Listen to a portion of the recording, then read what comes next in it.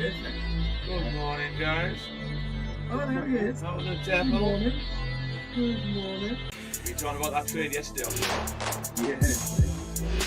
Beautiful, wasn't it? It literally just missed my second entry. That second entry would have been wow.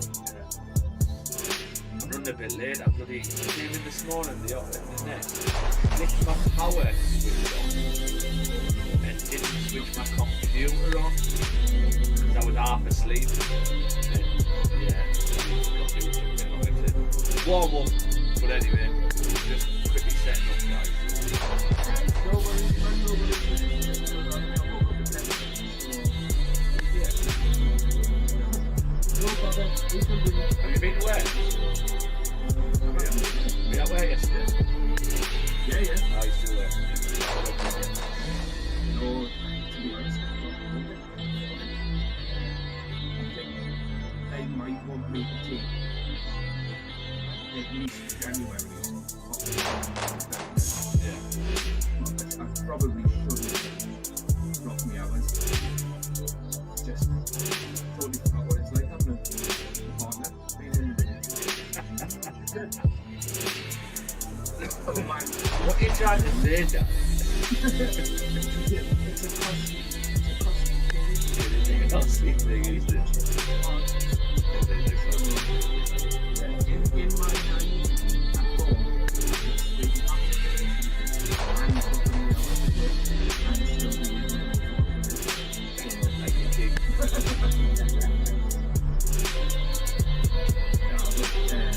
Yeah, so I might see it. If I do want to go,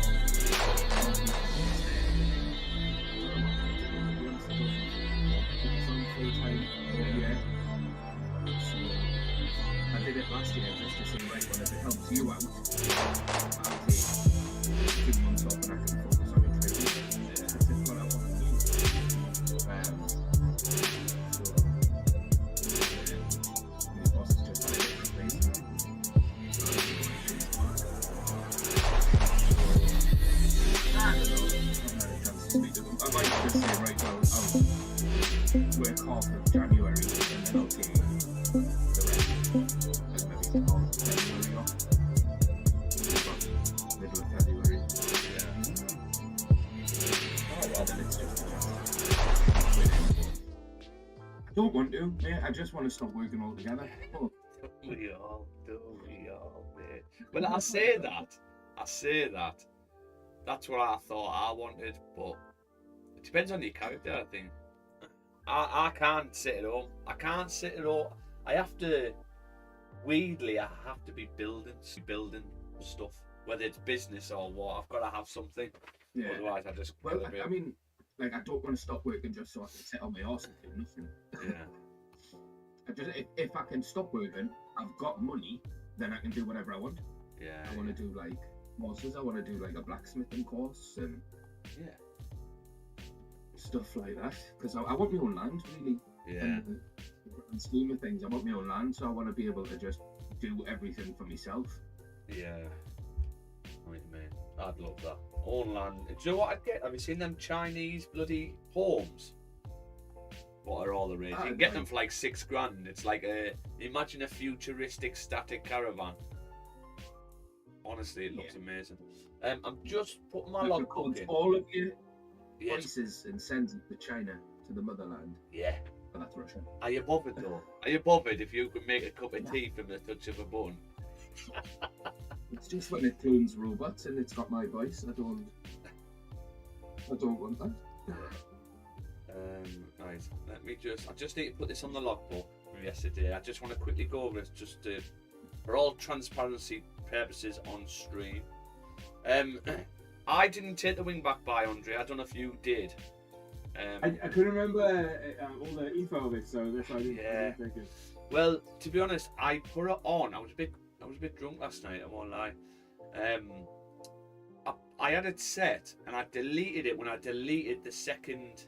Well, I actually deleted that one first, like a monk, and then I thought I can't be asked putting it back on, so I just left it. But that would have been playing out now, coming up to take back to break even. But welcome to the stream, guys. So yesterday we actually bagged. It was about 523 pips on NAS, so it was a fantastic trade. I took $341. I had risk-wise, we had potential second entry, which missed our second entry by, I think it was about a pip, 2 pips maybe. 9 pips even.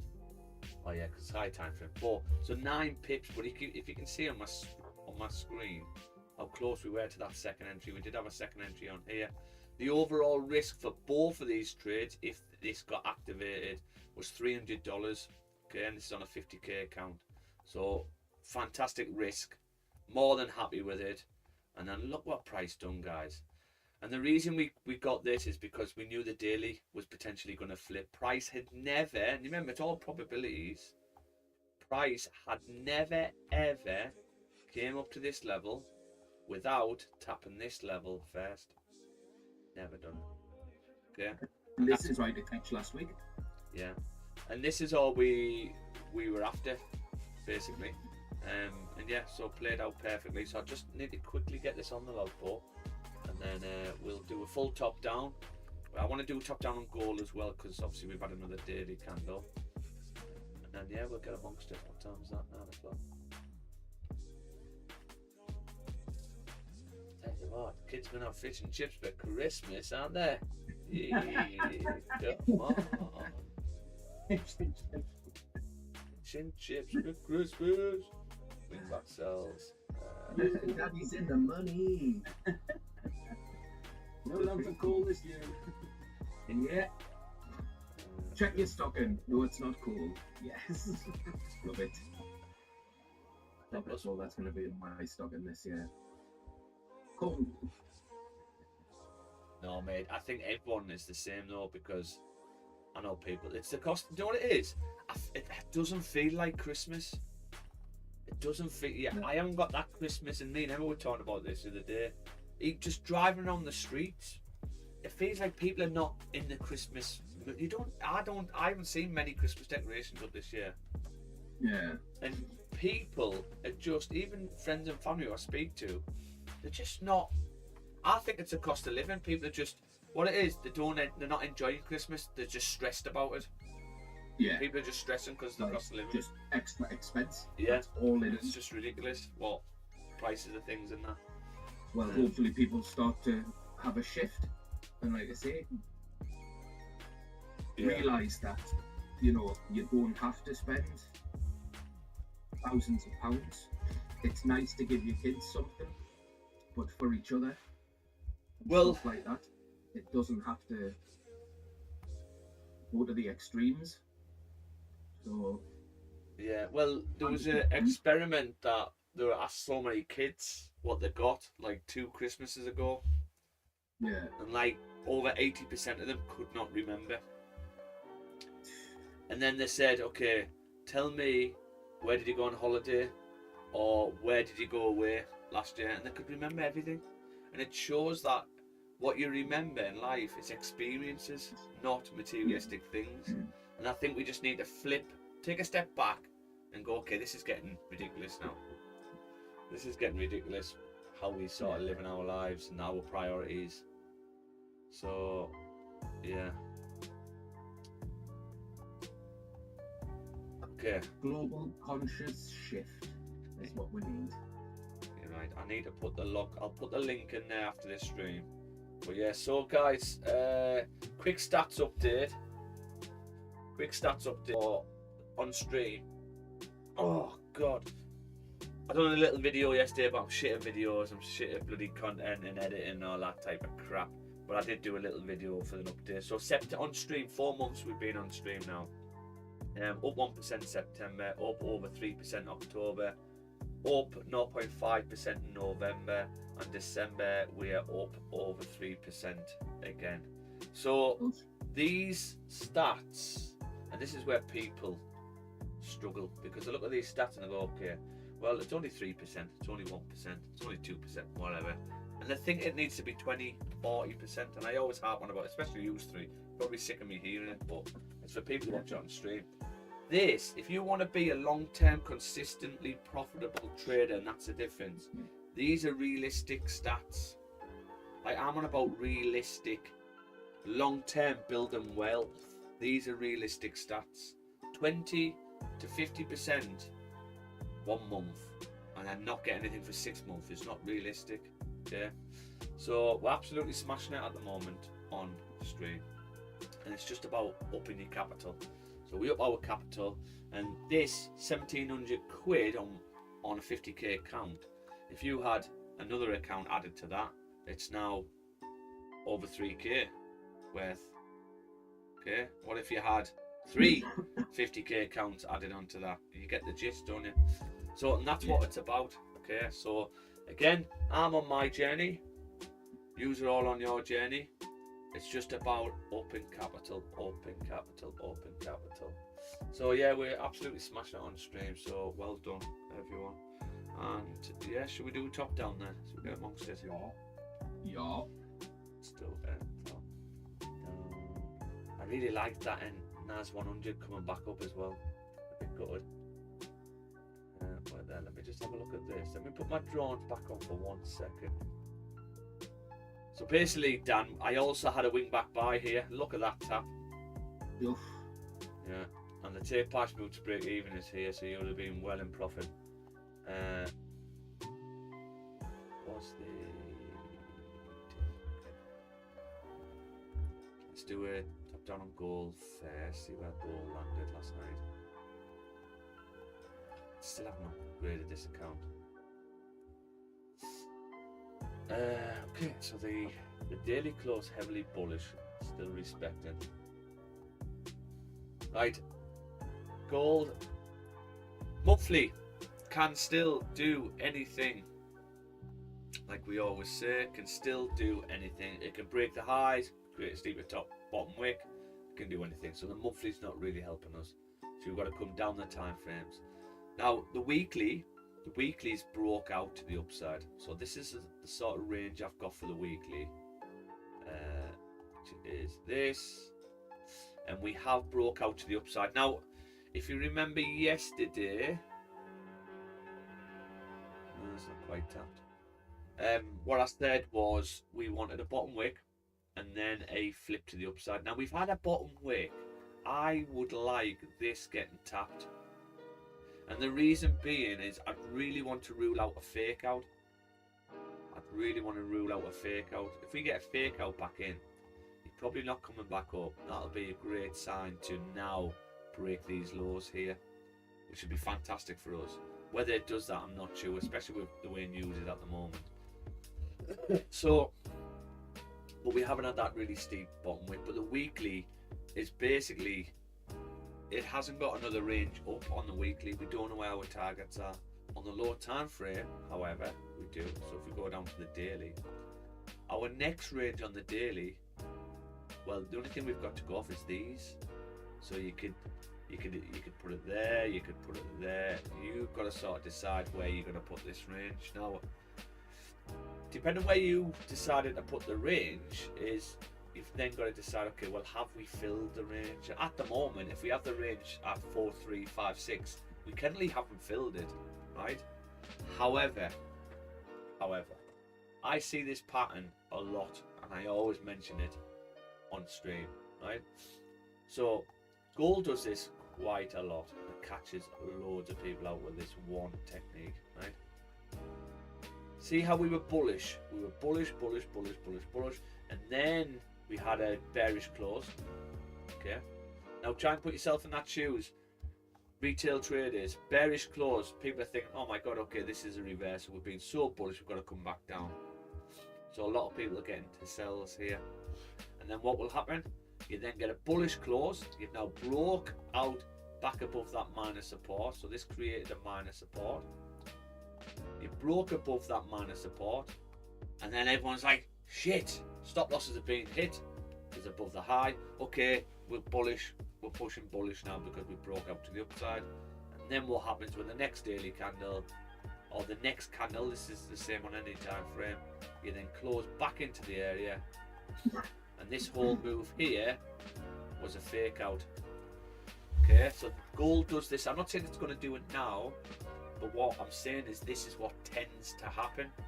So you've then got to ask this question, because you've always got to ask yourself questions, right? Why did this close bearish? Why didn't we just carry on to fill the range if we were just going to fill it anyway? Why did we close bearish? Normally if you close bearish, it's because we've run out of liquidity. We need some more liquidity. Or we're trying to catch you out. That's what they're doing. The little gremlins behind the computer, yeah, the institutions are just trying to take your money from you. So they print bearish so they can manipulate you, basically. So yeah, I can actually see, especially because we haven't filled the range, I can probably see us closing back below 4308 tonight on the daily. Okay. Now, how does that help us today though? Well, it doesn't really. But if we're thinking, okay, well this day we could see this daily close bearish back below. Okay. Or it could flip and fill the rest of the range, which it hasn't done. But we'll go down the lower time frames and see what we see. So what does that mean on the daily then? Well, if the daily can flip to the upside and fill the rest of the range, that means we could take buys. And also, if we think the daily could come down and fake out, could we take sells? Well, the next question to ask to that is, does the daily need a bottom wick even if it needs to flip to, if it's going to flip to the upside, does it still need a bottom wick? So we're doubling up where we need a bottom wick anyway, but there might be a chance we fake out as well. So probability comes up. And the answer to that is yes, I would want, in order for me to take buys, okay, I would need a bottom wick coming to tap the previous support, which is 4308 or 7. Okay, so I would need this daily to come down to tap this before I even start thinking about buys, really, I would think. Okay, so could we sell down? Yeah, we could. We could sell down and we could look at a lower time frame for buys up, but I'd be very cautious at the moment. So that's the daily. Let's go down the lower time frames and we know what we can get on the daily. We can get both still, really. And then what's happening on the, so obviously we've now created a new range. So what we'll do, this is the daily area, which is higher up and we haven't filled it. But because we've had 1, 2 and 3 taps now, this is now a new zone. Okay, so now I'm going to have to move this like this. So that's my new zone. If we break above there, we could look at buys because our next target is 4377. Okay, so we could look at buys above there. Sorry, buys above here going up to that level because that's the next area. So what we'll do, we'll turn this black. We'll put this as our extremities. Okay. So if we break above, we could potentially take buys up. And the sells down, we could expect the daily closing back below 4308 today. That's what I'm thinking. These are doing my head in already. Fuck off. So in order to take sells down, what do we need to see? Well, we've got to go into more detail. So the previous forward closed bullish. It actually closed nest play. So let me show you this nest play. So you had a minus, it's only a minus support. Minus support, we broke below, then we had a bullish close, and then we had a top wick and a flip, perfect nest play, okay, on the 4. So where could this 4 go now? Well, the next range on the 4 is this level here. This is the next range on the 4. This is what's difficult now, right? Because have you noticed I'm not even putting a horizontal line on? And the reason being because if you look left, I know what this is like. This is all we've got. It's just straight through. So there's no point even trying to see on the 4 hour if there's any zones. These are the only zones we've got at the moment. So if we got a forward close like this, okay, in an hour and a half, and then we got a top wick tapping previous support, that would confirm to me that would be the point of no return if we're going to get a fake out. But if we do get a bearish close like this and we don't fill the range at 4314, we could wait for a top wick, tap on the body, and then we can have sell stops underneath to come and fill the rest of the range. That's fairly straightforward on that one, but we're going to have to wait for that forward close if we want to take the trade off the fall. We are going to go down the lower time frames to see what's going on still, but we've sort of missed this nest play. Okay, we've missed the nest play, so there's nothing we can do with that. What's going on the threes? Sort of similar. 3 doesn't really help. I only added the 3. It was like when I added the 6 with the Holy Grail stuff, but I'm not really keen on the 3 either. The 3 and the 6 I'm not really keen on. So that is definitely a prominent range there. That 2 would have been nice. Look at that evening star there. Lovely price action. So I've missed this movie, guys. Missed it. I probably would have took that too. Had a lovely evening star, and you had a nest play. So this is a double nest play. So this is lovely. So you had a break to the downside. There's your breaking candle. Then you had a bullish close, which didn't close back above, and then you closed doji.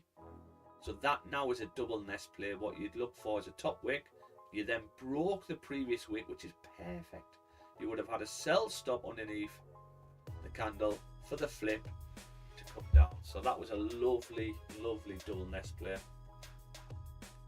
But we've missed the move on this. I think we're going to have to wait for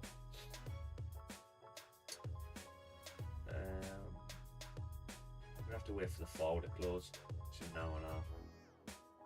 If the 4 closes like this and I get a top wick, I'll take sells. There's nothing else I can do on gold. Missed. Lovely nest play. I'm just trying to see if there's any wing back buys, but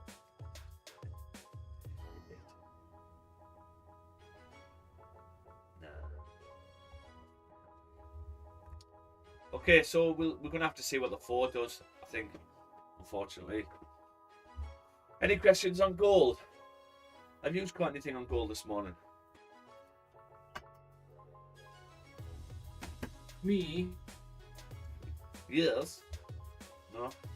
Sorry, I was muted there. I had a breakout, but it's it was a breakout. Oh, was it? Okay.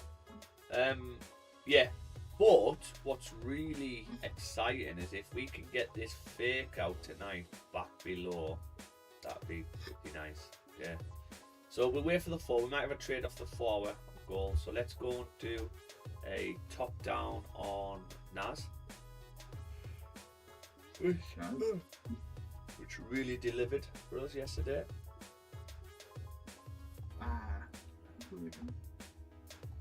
Okay, so monthly. Now we had a bearish close on the monthly, but doesn't mean this monthly is going to stay bearish. Quick. It doesn't actually mean this is still going to drive down and stay bearish. Okay, this can still flip to the upside at any point on NAS. We've now had 50% wick fill. Okay, when you get a big long wick like this, what you'll tend to get is you need at least 50% wick fill before it starts flipping. Okay, obviously you would call this like king wicks and things like that. I don't know if this is a king wick, but that's the way I look at wicks. So I want a wick fill basically. Now the thing, because we closed bearish on the monthly, if I show you a previous look, you had a bearish monthly there and then we just carried on. So price can easily just carry on, okay, after a steep bottom wick. But it could also close bearish, so the monthly can technically do anything. At the moment, there's still 14 days left of the monthly. So let's go down to the weekly. Now the weekly has created some structure of some sort. Now we've got a range here. We've got this range to the downside is a bit difficult. I mean, yesterday I had it down here. I had it there because we had a random wick to the area, body the candles, and then a wick. You could either have it there or maybe like that. So that's probably my weekly range there now. Yeah. So we've had a top wick. and we flipped, we should be, well, it's only happened once where we've came from this level, and that's here straight through. It's only happened once. So are we going to do the same? Well, 100% of the time, yeah. Oh, but it's only 100% of the time of one. So it's only ever done it once.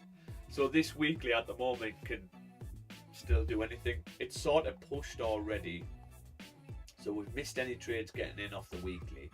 So we're going to have to go down the time frames.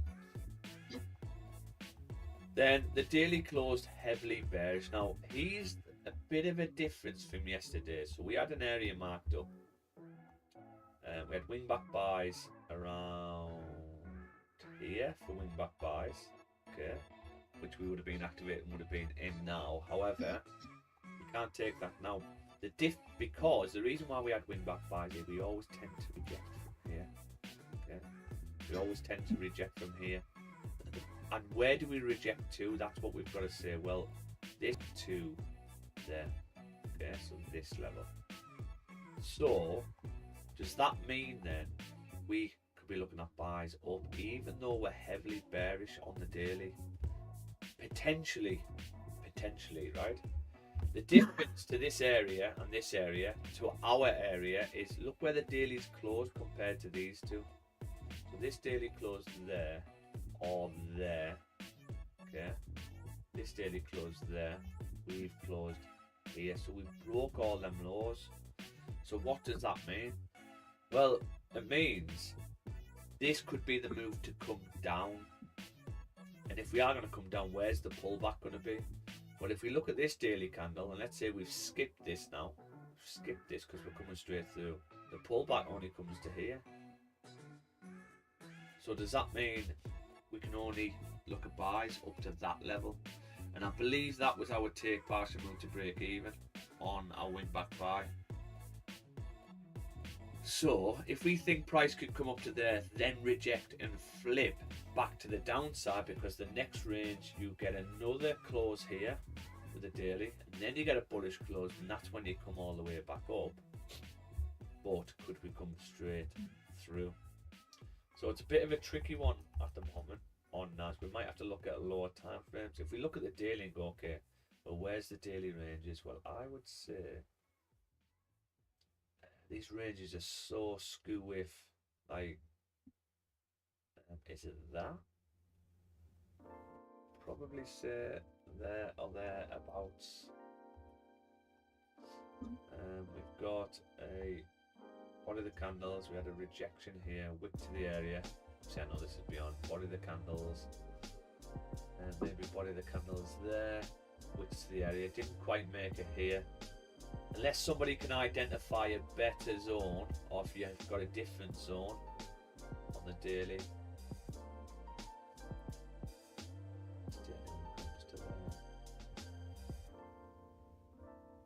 I mean, I would say that's a clear. Tell you what I'm going to do, we're going to move this up to here. Be up extremities.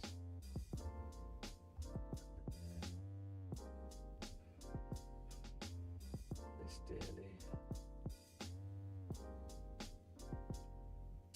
Yeah, okay, we could probably go there.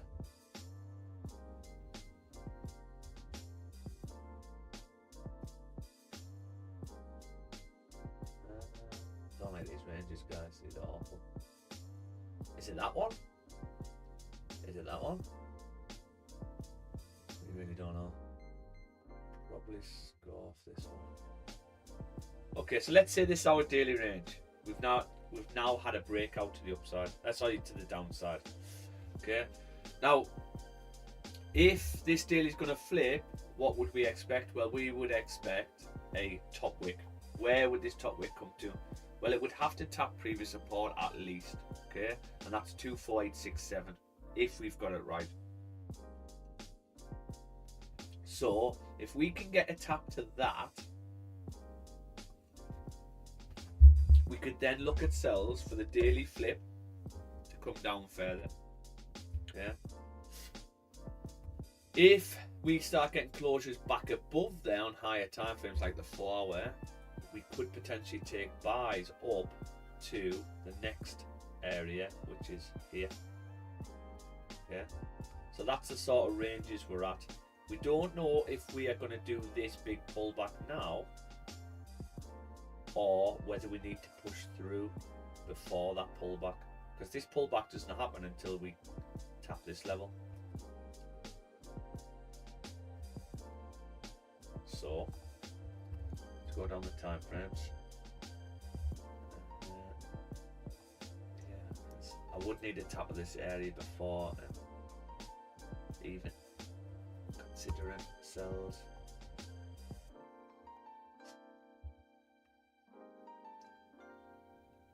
Four broke below.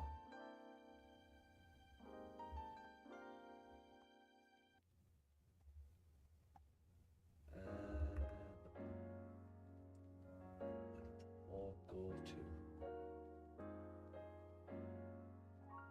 So that's the range on the 4. Yeah, that's a range on the 4. So if that's the range on the 4, if we got a 4 close back above, what does that mean? Is that 2?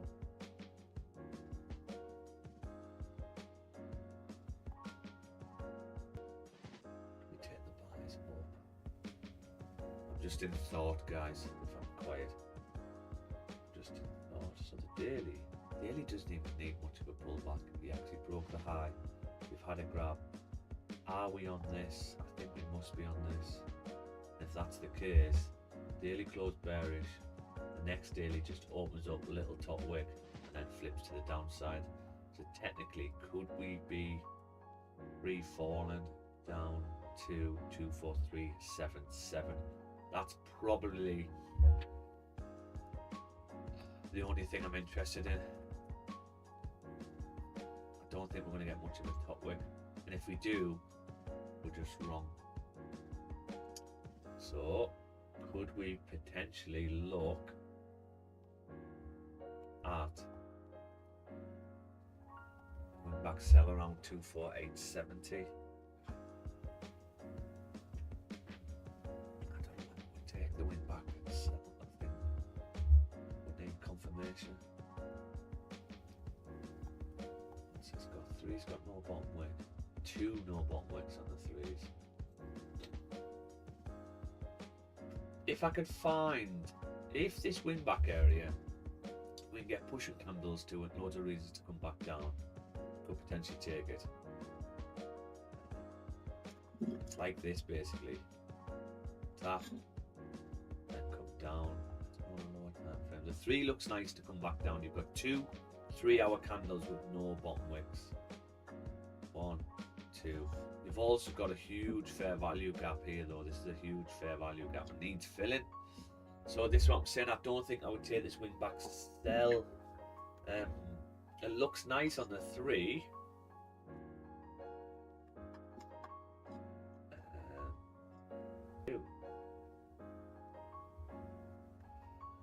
I think I would rather want that area tapped and then closures back below. I would take that.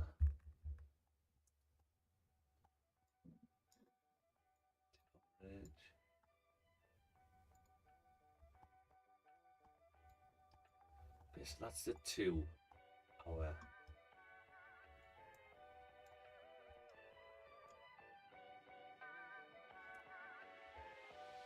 We've got a 2 hour close above that which we've had. And then we've had the flip. Did break below, this 2 could come all the way.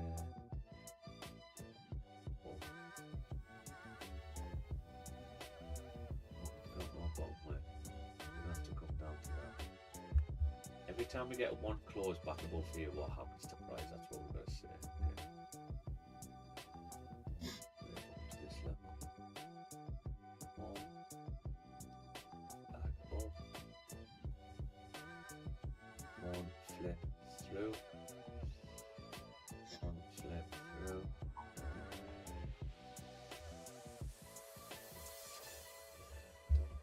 Don't like it, guys. I don't like it at all. The thing what I would probably want to see, wing back buys are too risky here. Sorry, wing back sells from here, it's a bit too risky because you can easily drive through as well, right? This is what I'm looking at is all the time we came from the downside. This comes up and rejects, yes, but we're not looking really at that area. You've got another one where you broke below, you come up, then you reject. This is why I was thinking about it. Then you come through. That would make sense with a daily. But when you close below here, look at this one, straight back up. This one, straight back up. This one, straight back up. So probability wise, it looks like price is probably going to come back up, which makes sense because there's a huge fair value gap there. Huge fair value gap here, especially between there's a fair value gap there. We've got another one here. So I think I would, if anything, I would take the buys up off the 4 hour. If the 4 hour closes back above, but the 4 can really drive up. Look at this 4, straight back up. Look at this 4, straight back up. And these ones didn't break below. If the 4 can close above, and I get a bottom wick, tap previous support, I'll get a buy stop on off the 4. But what I would prefer if, let's say the 4 breaks above, like this, breaks above, and then the 4 hour closes back in. If the 4 hour closes back in, that would probably initiate the daily to flip for me. So I would take the sell off the next 4, but that would be 8 hours. That wouldn't. It would be 4, 5 hours time. Ooh. Yeah. We don't want that, do we? Oh, we do know. I'm trying to see if we can get a buy up to this level. I'm just very cautious with it. I mean, the 2 broke back into the range. Then you had a bottom where you could have potentially took that 2 hour or that 1. If this 1 hour comes up to this wing back area, let me have a look at the ones first. What do the ones do when we're wrong? Yeah. So we reject for me and we mess about. This one comes up, taps and then drops. So that's what we want, right? This is what we're after. Tap and then a drop. Okay, that's what we're after. But where price drives up, 1 hour, next hour pulls back a tad and then drives. So it means we would probably have to go risk free at least here. Okay. The next one, this one comes up, taps, then rejects all the way back down. So that's nice. So that's good. We're happy with that one. Rules that one out, that we could take it. What does this one do? This one doesn't tap.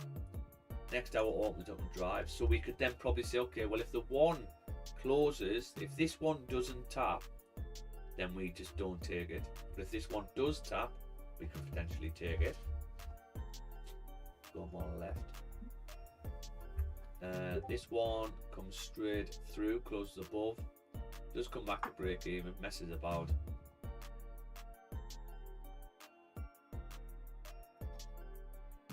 Are they adverts for trading view? Yeah, me plans ran out.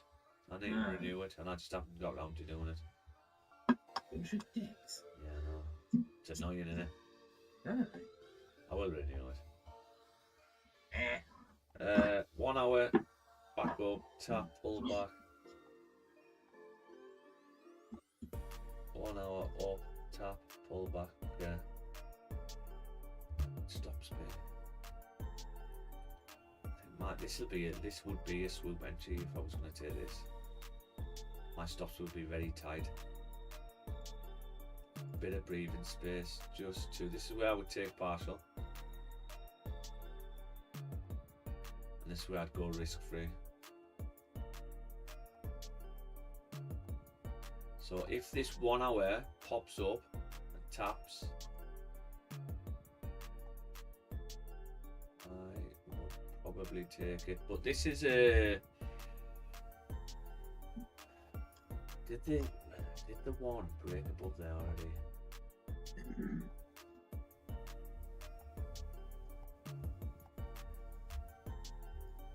I don't know if I take this. 1's broke above already.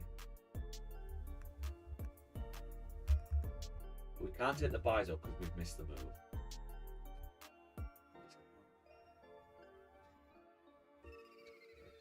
Don't take it. Is the daily going to flip? Do you know what I think?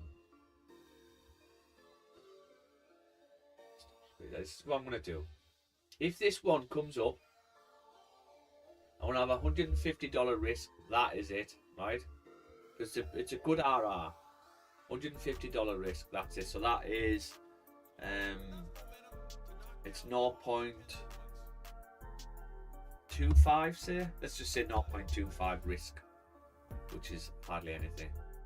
If this one can come and tap this level, but this one has to do it really. It's only got 10 minutes left, so I'm not sure what's going to do it. But if this one can come and tap 24864, I'll take it. My stops would be 24928. I can't really take buys up. We've missed the move for the buys up, but yes, this could really drive back up, right? Back up. But what I'm thinking with the daily, if we're right with our daily analysis, we don't need much of a top wick before flip.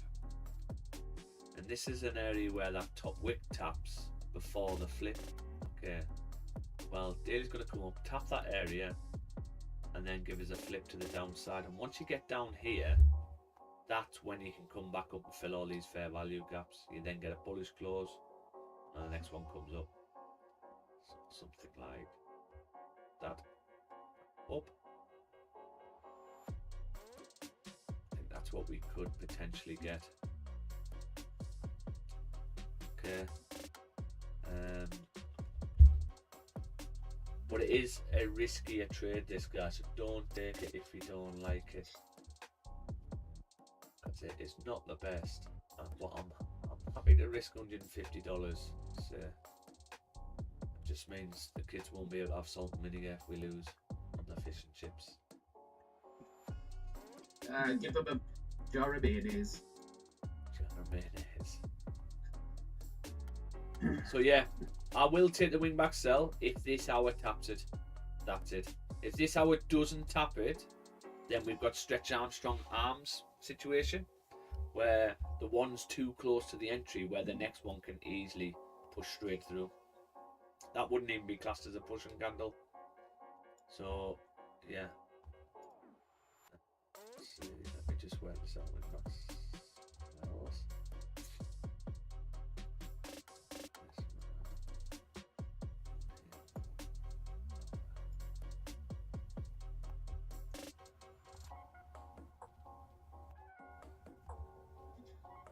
I'm not sure we'll get activated though, guys. Only 8 minutes left.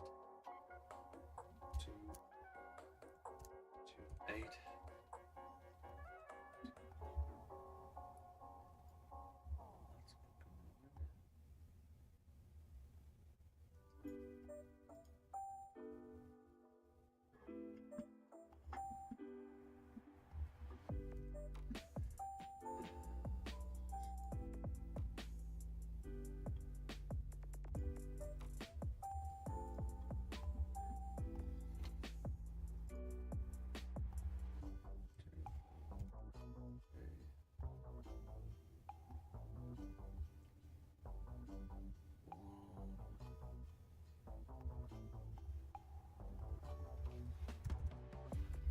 Okay, yeah, if price comes up and taps this, I'll take the sell.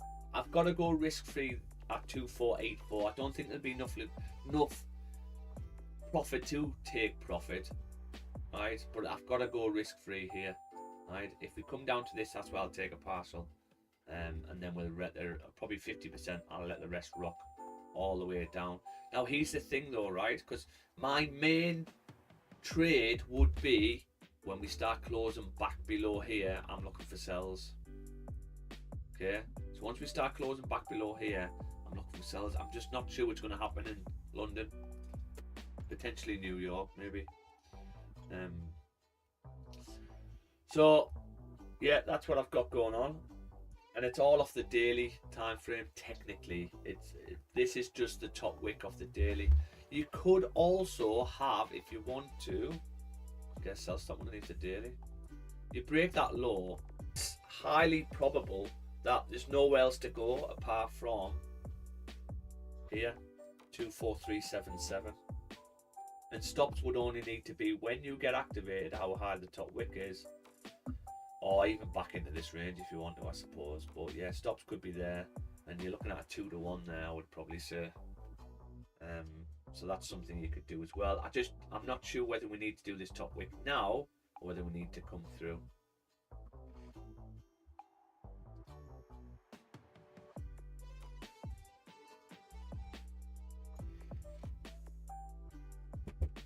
Let's see how we get on. What I'll do is, if you're looking at a sell stop underneath the daily here, this is what I'm saying. You might as well just take the buys as you close back below. As you close back below here, after grabbing liquidity from the upside, it's highly probable you're going to have to break a low. So that's your advantage point. So you could just look at sells here, get in. There's your advantage point. Hopefully that the daily's flipped and driving to fill the range. So 5 minutes this hour's not going to do it, is it? No way, Jose. 15's gonna flip. Yes, it is indeed. It is indeed. That would have been perfect for that 15 to reach and tap us though, because that had no bottom wick. And you haven't had much of a bottom wick on this one either. That would have been perfectamundo. Oh, it is going to flip down here, right? It is going to flip. The only other thing I've got, I'll do a top down on EU as well. Because we've got some good trades on EU. There's 1 hour left of the 3. The 3 hasn't broke out, you know. The 3's still respecting this level. So technically the 3 could flip to the downside. There's no bottom wick and no bottom wick on the previous 3. So for this 3 to flip to the downside, what would the 1 have to look like? Well, the next 1 would have to look like that in order for the 3 to flip. So I sort of don't want the 3 to flip. I want the 3 to close above here, and then we start closing back below, and then all the time frames fake out back below, and we can look at the sells down. Trying to see how we could get in the buys up. I think I would need a forward bullish close. If we get a forward bullish close and I get a steep bottom wick, tap 24783, we'll rule out the fake out. So we'll have to be disciplined, patient. We'll rule out the fake out. Then I would have buy stops above to come up. Yes, yes indeedy. So yeah, I don't think this is gonna happen. 3 minutes left of it.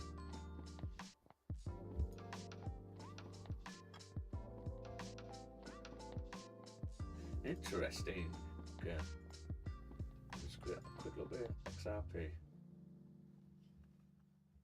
Come on, baby. I don't know if any is hold XRP. Do not. Well, if you do, if you're gonna look to, when price gets to 1.56, fucking stack up. Stack up. We've been holding around $2 for a long time now, right? And I've said this for ages, right? I said this for ages. I said we need to break this low one more time. Once we break that low, that's when you are now all-time highs. That's exactly what's going to happen. And I can guarantee it. You know what? I'm just going to do the opposite on YouTube. Everyone has disclaimers and things like that.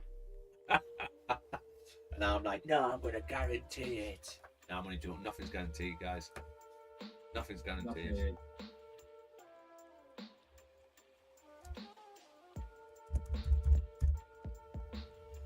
I'm in my Christmas outfit today, Dan.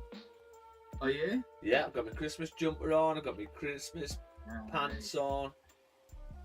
After this session, I'm literally going into the living room with a fire on, and I'm going to stick my finger right in my belly button and just watch and mong it all day. Christmas Carol. Oh man, I love that movie. I love that movie. I always watch it with Taylor because it's like a musical. Yeah.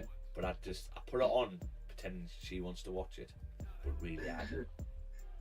But I love a Muppets Christmas Carol. Oh, this is not happening, this guys. When Marley and Marley. Right with that. So this, leave these on. Just want to see how it plays out. These wing backs are not on for me now, guys. Not with that one closing like that. I think I'll take the 4.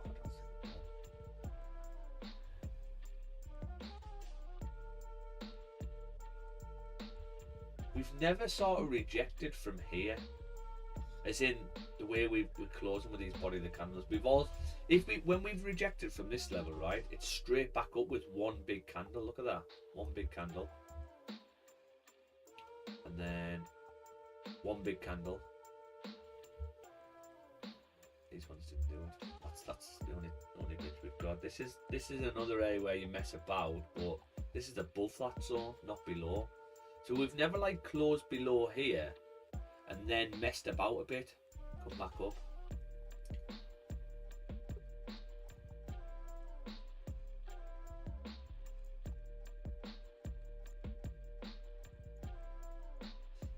Now, this wing back, you could potentially just put it on off the daily if you truly believed and felt, probability wise, that we are on this level here. So try and just zoom in on this, right? See these two candles? We're basically saying this candle here, this one is this one. Okay, that's what we're saying. This is this one. Then what does the next candle do? Well, the next candle pulls back to our wing back area and then flips, comes through. That's what we're saying. That's basically what we're going off. But the issue I've got, probability wise, it's only happened once. It's only ever happened once. So is it going to happen again? Or is this just new data getting printed and we're just going to fake out back to the upside?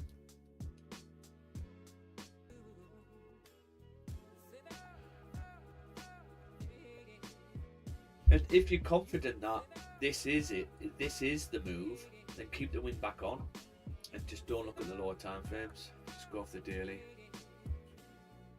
But the daily, just because we've had such a big push down, you're going to have to fill some gaps here. That's the thing that's going against me. You're going to have to fill some gaps here.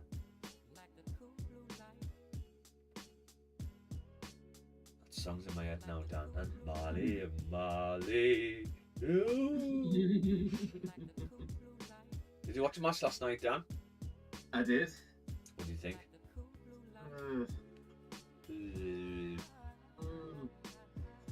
I mean, obviously I'm buzzing for the win. It's a semi-final against Man City. Is it against Man City? Yeah, the draw was last night as well. We beat Man City though. Yeah. But I don't want Arsenal. Yeah. Worried about Arsenal. Arsenal in the final. Yeah. Was it Arsenal Chelsea then? Wait, Arsenal have got to play Palace, haven't they?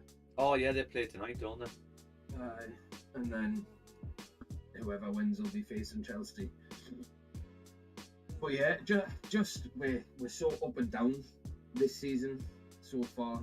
Yeah. I think it's difficult to predict because I would have been wrong predicting that would be much better against Sunderland, and we were dreadful. Do you know what my thoughts were with the Sunderland game is?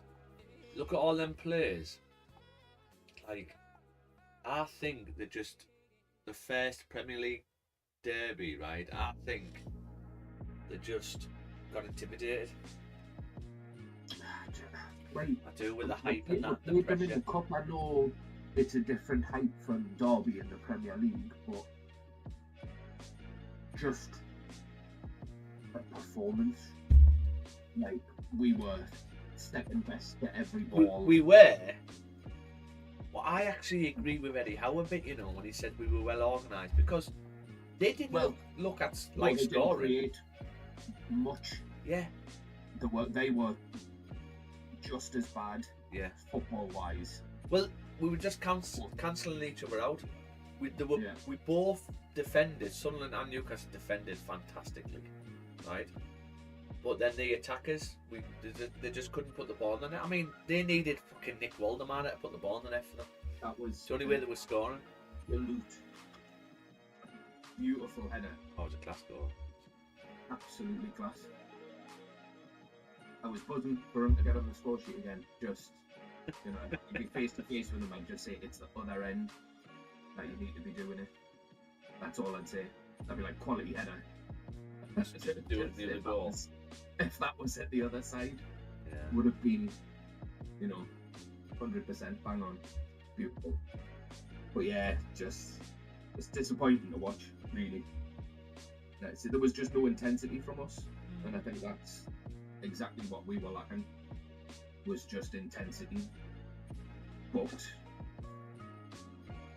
when the stat came up, they say that from losing positions, we have generated 0 points. Yeah.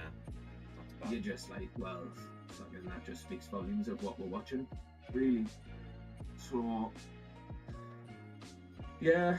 I think we passed the ball really nice last night. I think Ramsey was good.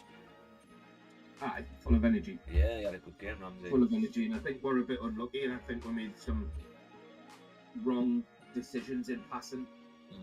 But, say, glad for the win, Miley's goal. What Oh, a brilliant do you know what? He did all right considering he doesn't play fullback. Yeah.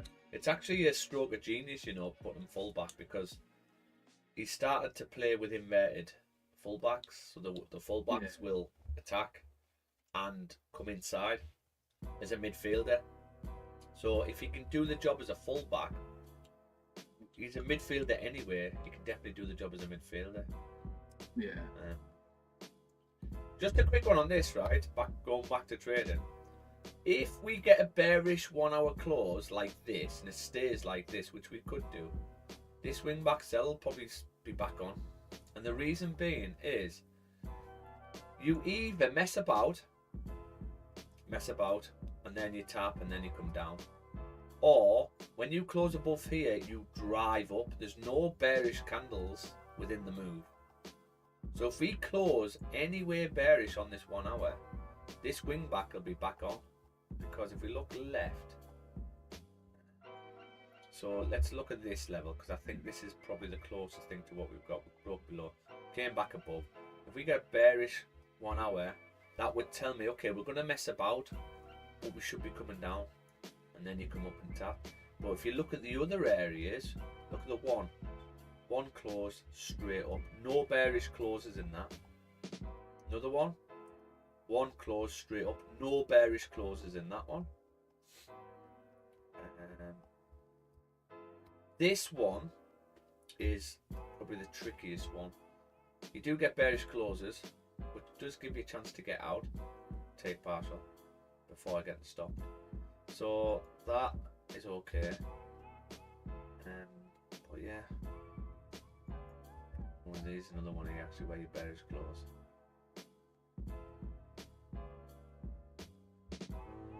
I think I would be willing to put it on though if the 1 hour. If the 1 hour stays bearish, I think I'll get the wing back sell back on. But if not, if the 1 hour stays bearish and fakes out back to the downside, we're looking at sellers anyway. But also on the flip side of that, if the 4 closes above, I need a steep bottom wick to take buys. So it's a bit all over, but I think that we can definitely grab a trade today, I would imagine, with what price is going to do. We're going to do a top down on EU. Okay, so let's do a top down on EU. Let me check the news first, if there's any news on EU. Nope, no, oh, yes. Yes there is. 1:15. That's okay. CPI today, So that'll be a nice one as well. Okay, so monthly on EU, we closed bullish with the previous month, and then the monthly what we're on, we haven't had a bottom wick. We haven't broke out and out. We're currently just stuck. We're actually still below this level, believe it or not. Okay, we are here. So this monthly can flip to the downside at any point. Okay, we actually grabbed some liquidity as well, and then we came down, we closed bullish, retest. Is this now going to be the flip of the monthly? So if this monthly can flip to the downside, fantastic. We look at sells down. It's quite a nice range down. Okay, because the next area of interest is probably here. If we can look, we come straight through. You've got another area here where the monthly comes through. Let's go do a bit more. Let's come straight through. Even when you come out and back in, monthly straight through, so on. I mean, you fake out here, but you do eventually come. Same again, bullish close, come through. Oh, this one didn't do it. This one came to this level, but again, straight through, straight through. So probability-wise, we're pretty good with the monthly. The monthly should be flipping. Monthly should be flipping.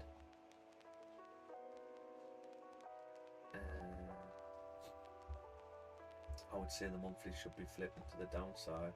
So if that monthly is going to flip to the downside, what would the smaller candles look like? So if we can get some supports being respected.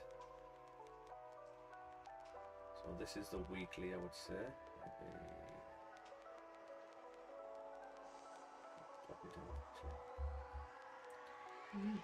Yeah, so there's the weekly. So if we got a weekly close tomorrow like this, and then Monday I get a top wick, might be interesting sells underneath. Yeah, that might initiate the weekly start going down. But at the moment is we've had a steep top wick, so you can't really take buys up, and I'm not sure you can take sells down yet. We can go on a lower time frame now, so the weekly's still respected basically. Move this to there. Yeah, that's probably right. So if we get a bearish close, I'll be interested in sells down. Dailies, what's the dailies doing? Because it can get a huge drop. Look at that huge drop there.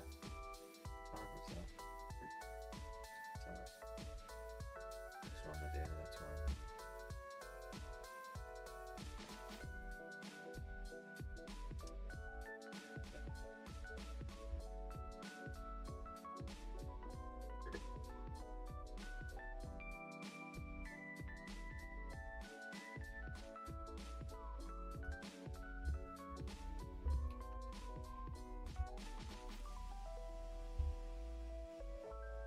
Yeah, I would probably say that's the range.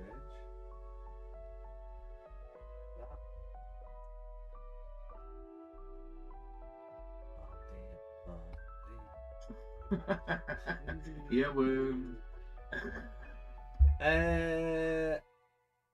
so the daily looks like it's probably going to give us a steeper bottom wick. I'm just trying to think, can we maybe grab something on the way down? We've already done a bit of a bottom wick, this one, and we've missed the move to get the wick fill. We're sort of nearly at 50%. That worries me a bit.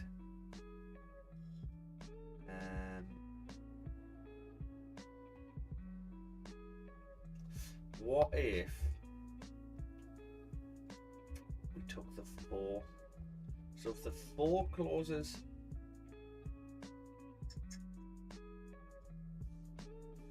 bearish, I would need a steep top wick though to rule out a fake out. So if this 4 can close like this and not break the high, right? Sorry, the low, we've now got an advantage point. But I would really have to wait for a pullback. So let's say this 4 closes like this, okay? I would need a pullback to at least previous support, which is there. I would like a steeper one, but if I got to pull back to that, I potentially have a sell stop underneath the 4 for a flip. Because the weekly can come down and give a steep bottom wick. I'm just not sure whether the weekly's gonna come back, because what did this one do? This one only came to there. This one came straight back through, so yes, it potentially could. This one comes all the way down and taps. This one only comes to 1.16478. Daily didn't break out, but you had a number of different candles respecting this level.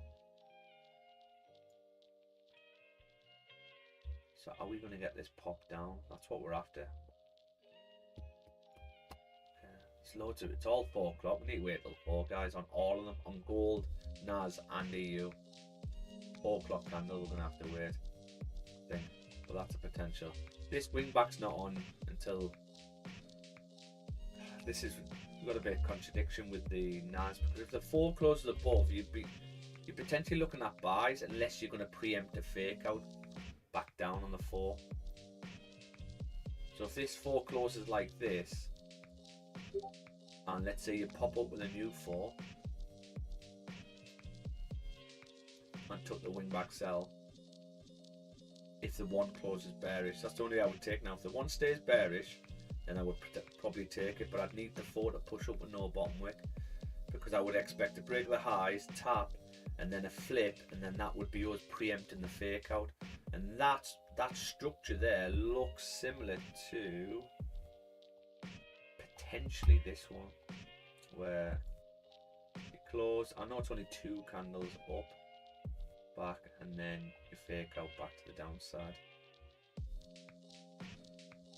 It's probably the closest one we can get, really. Maybe this one. So yeah, you would be preempting the 4 hour. So 40 minutes, we've got to wait. I'm okay to wait though, whether you're staying on or not. But yeah, I'll be on till well, I'll be on till about 11, I would say, today at least, trying to get a trade.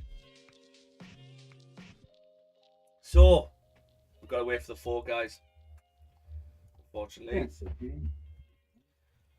Yeah, I can wait. I can also wait.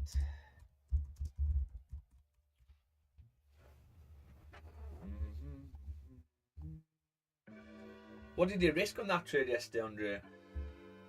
I did. It was half. It was 0.5% on the first one, and then about $200 on the. So about 0.2% on the second one. So I closed 75% after the break-even point. Then later the risk 1, and then I almost closed the race at 4 TP. I was like, it was the late afternoon, and like, okay, I'm just gonna close it now. Yeah, I did that. I didn't let it hit full TP. Yeah. I was there or thereabouts. Yeah, it was close. It wasn't far off. Yeah. So and what was nice, it sort of popped past take partial move to break even, didn't it? yeah, Popped straight through. Yeah. Really That's nice. what you want. Yeah. very good.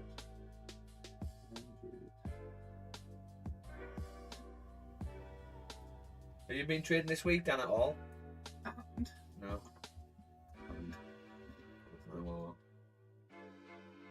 But I'll just take it easy. Thursday, Friday. When do the markets close? Like for me? I don't really For know. Christmas. They start slowing down. Yeah. Yeah, they start slowing down. I don't know when they officially close, because I never trade through me. I always just give my okay, I'm having 2 weeks off. You know what I mean? Yeah. I don't really know. I think what I am going to do though, once I've done a full year on stream, finish this 50k prop account, I'm thinking about doing a challenge. Maybe $1,000. See how far we can get it. Live account. I've got a live account now which I'm building. I've got a target in my head to build that too before I start trading. I do trade it, but only when if I've got a high probability trade, I'll flip over and put it on. Yeah. If you know you're pretty much sure about something. Yeah. Yeah. But that live account, it just gets topped up from other profits basically until it hits a certain level. Yeah. I know where I need to be with it in order to really have some nice income from it. But I am thinking about doing a challenge. What do you think? Because you was watching it. What do you think somebody who was getting into Forex would want to see? That's why I do 50k. They want to see a realistic start account, and so that's similar to what that Tom Hogarth did. Yeah. He started with a bit more. He started with $10,000. It's like, okay, Yeah. some people will be able to, because when you $100,000 account, come on. Yeah. People haven't got the cash. Proper account, nobody can do that. So he started with 10,000 last year or beginning of this year. Was this a live or a prop account? That was live. That was live. His own money. They put it in there, and obviously in the back he's got more that he linked and stuff. Yeah. But this was what he did on stream, and it was like you, fully transparent. And the next day he will come out and say, I took one or two off stream, these trades, they were profitable. I'm taking the money out because that wasn't done with you guys on stream. You didn't have a chance of getting on. Yeah. Full disclosure on everything, and he. Yeah, when he stopped before summer, he was on 80,000 on that one. From 10k. Yeah, from 10k, Yeah. So I think 1,000 is a good. I think it's definitely reasonable because it's in and around a month's wages for people on minimum wage. Well, this is so. Yeah. It gives people a chance to say, right, okay, if I start with this, following these sets of rules, then the potential for me to turn that into a 10k account is not far cry. Yeah. What I want to do is, the reason I've done the 50k is because just the price difference. If somebody's getting into it, just starting, well, not just starting, but they've got the basics, and maybe they're at the break even, or whether they're just looking at getting funded. I thought 50k is probably just the right amount of money if someone who is a bit skinned, where they can make some decent money. It's the balance just right, I think. And that's why I went on 50k instead of 100k, because I've got a 100k account, but the reason I wanted the 50k because I just thought it would have been better on stream for people starting. If they haven't got much money, a 50k account, you're probably looking about $160, something like that, for 50k. Yeah. It's not much, and it shows the realistic sort of profits you can make. It's still decent money on one 50k account. Like 1,700 quid. It's decent considering I'm sat on my fucking ass behind a computer in my pajamas and my slippers on. Well, it's more than a month's wages for me. So. Oh well, that's what I'm saying. So it's like it's a good, even if it's like a tops up your wage or whatever. I thought 50k was sort of about right, really. I think that's why I quite like the thinking with the futures accounts. Like Nate said, if you aim for $200 a day, and you pass the challenge in 3 weeks on one, that becomes live, and you keep doing that, and then you start copy trading, and then if you think about it, within 3, 4, 5 months, you can have 5 of those accounts, right? Yeah. And then $200 on one of them. Come on. Yeah. Copied by 5. Do that 10 days a month. Exactly that. Yeah. Well, the potential is there. The potential is there. And obviously potential is there in any of these trades, these systems, strategies, and whatever. It's the consistency that's always the sticking point. The kicker. But I saw a beautiful video last night. I should have saved it and posted it. But it was about the pyramid of trading. So in the bottom of the pyramid, you start as a trader. You basically like a gambler. Oh, don't, Andre! Can I stop you? Can I stop That's you? 100%. Everybody starts there, right? And then your next level is okay. Then you start to get things, but you're still losing money, you know. And then the third level, and then you know when you get to the top of clinical level, consistently, you know, and there's only like 2 or 3% of people that end up there. Yeah. So yeah. That video, it's literally in my notebook to copy and do. Yeah. It That's is. a good. But it you can does. see It is literally that. It Yeah. is literally that. Like people think that's it. You get a live account. That's it. You've made it. Yeah. Like it's not like that at all. I wish it fucking was. It's not like that at Yeah. all. I would say, well, what was the third level? The middle level was. I can't. I've got it written down. Yeah. So I was like, okay, where am I now? Okay, cool. You know, I'm funded now. So I had my $250 payout now. It hit the bank. My second payout. Nice. And yeah, it's nice. And now on my life, I'm up again after being down 1.5. I'm now up 1.2. Yeah. From yesterday. So part of it was your trade, Pete. So that was a 0.6% gain. And then my strategy. That was a really good yesterday. So that was what was that, 2.2% gain. Annoyed that I wasn't around the computer because I would have extended the target based on how I know it now. But anyway, but I'm up. So now I'm up. So this will be after my 20% to them. This will be about $900 payout. So okay, cool. You know, slowly increasing it. You know, and then just being consistent with that. And what's really good to see from you is you understand that when you're getting a $200 doesn't buy you much, especially in this age, right? But you know the bigger picture, Andre.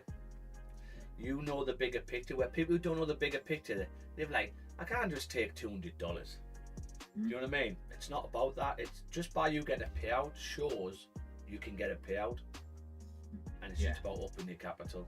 That's it. Yeah, That's it. exactly. So the next step is obviously passing more FPMOs. Of course, I'm going there, passing the futures combine, but taking it easy. So like this morning, the loss I took this morning on gold. I was like, okay, you didn't do anything wrong, but it ticked all the boxes of what we're looking for on the basically this call the Nate strategy. It ticked all the boxes, and he looked at it as well. He's like, yeah, he would have taken it as well. So okay, cool. It's so if you tick the boxes and you take it and you lose, then whatever. That's just how it is. It's when you take the trade, it loses, and you're like, oh, why the hell did I take that? When you look back, okay, it didn't tick all the boxes. I was forcing it. Yeah. So and Pete, like you said, loads of times, getting sick and tired of your own shit, and then making the same mistakes, but the frequency in between the mistakes that gets longer and longer. Yeah. Exactly that. Gets smaller and smaller. Longer and longer. Apart, yeah. No, man, you're doing really well. Good advice. Good advice. Yeah, buzzing for a payout, man. Especially before Christmas as well. Yeah, I think this one will now be after Christmas. So let's okay, tomorrow's the last trading day for me as well on that strategy. So, but I'm not around to manage it. So I will see. I will see if it plays, well, when it plays the trade, if I'm happy with it. If not,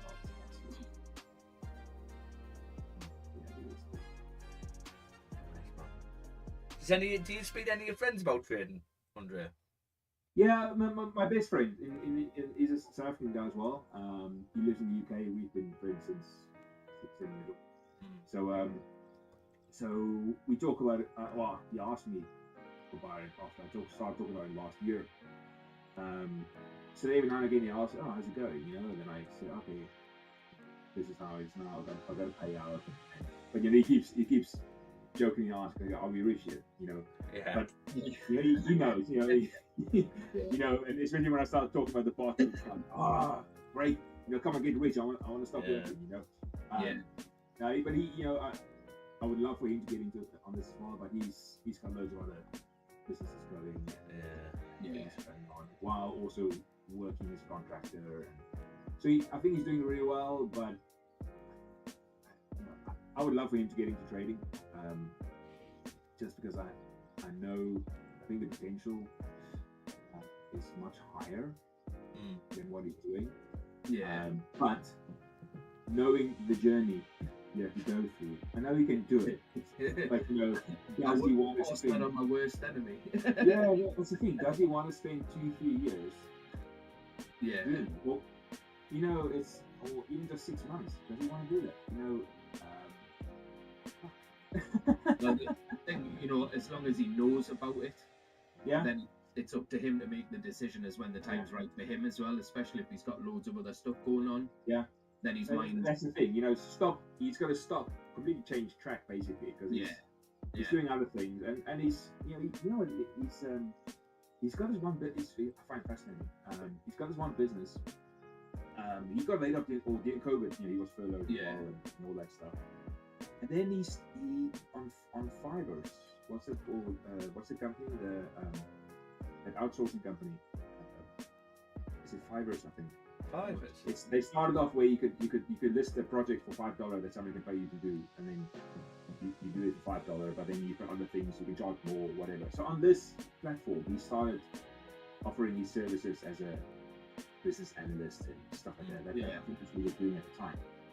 And then he somehow stumbled upon writing business plans for people, and then he started that, and then he started kind of not automating it, semi-automating it, outsourcing it to other people. You know, he will do the initial customer screening and stuff, and then hand everything over to the other people that he outsourced to do this for him.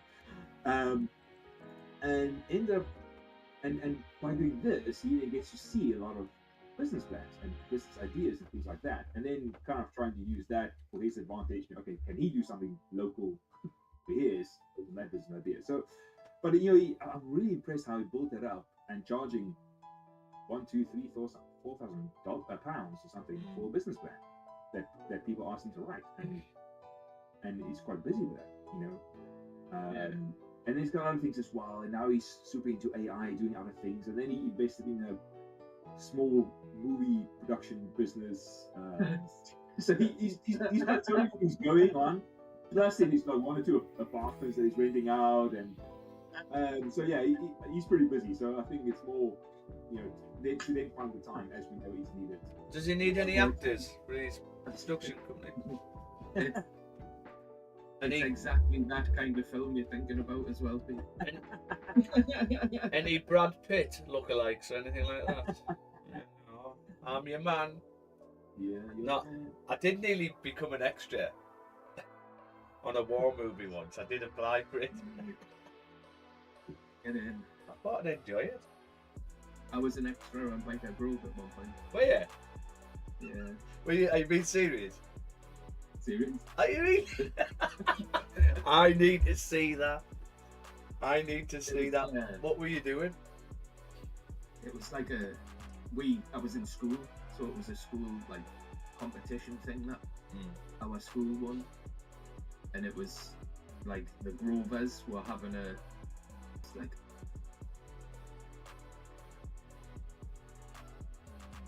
Have you got sports, different activities, yeah, like competition. So they were pitted against like other places. Ah, right. So we were part of the other places competing against them. So I didn't remember how old I was. How much did you get paid? Nothing. Bloody hell, Dan. Negotiations, man.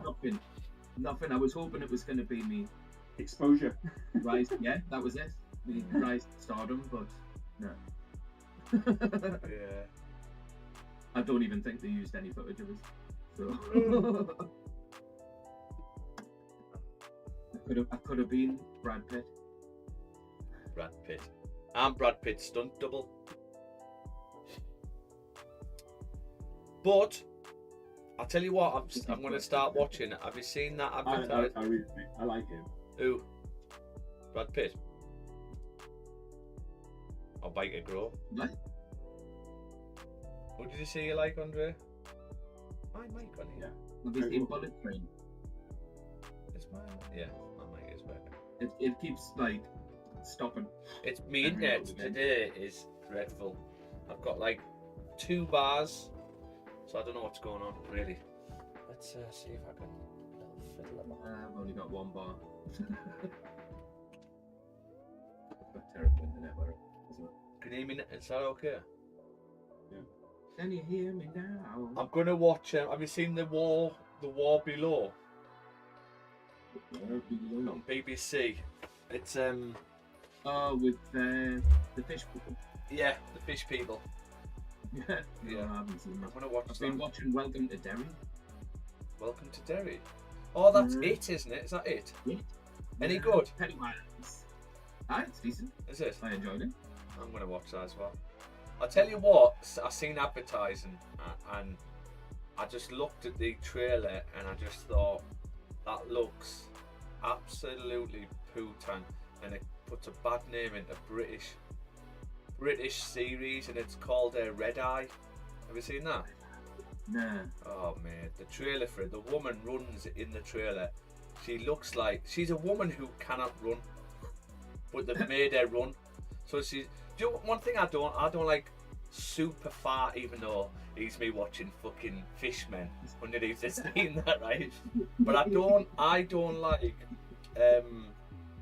unrealistic, like sort of war and fighting movies. That's what I can't really do. So I can't do Jason Statham Because movies. Been privileged. I can't do Privy to. I can't do Jason Statham movies where he like punches sharks and that. Really? If you want to watch something funny on it, What is it? if you want to watch something funny, have you ever seen Future Man? Future Man. on Netflix? Yes. Is that the new one? Well, there's three.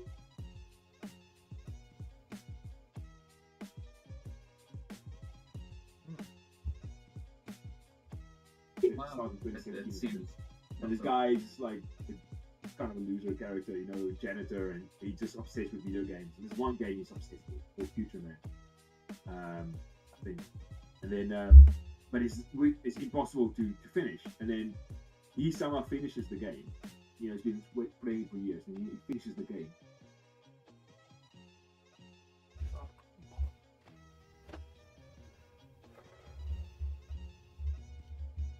The game was sent back to the past as a recruitment drive to help them.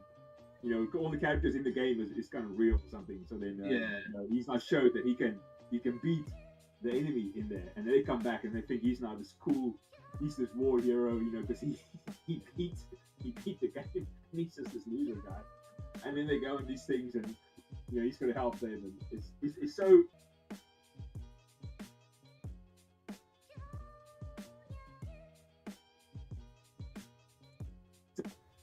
I enjoyed that one. Yeah, I thought it was a film.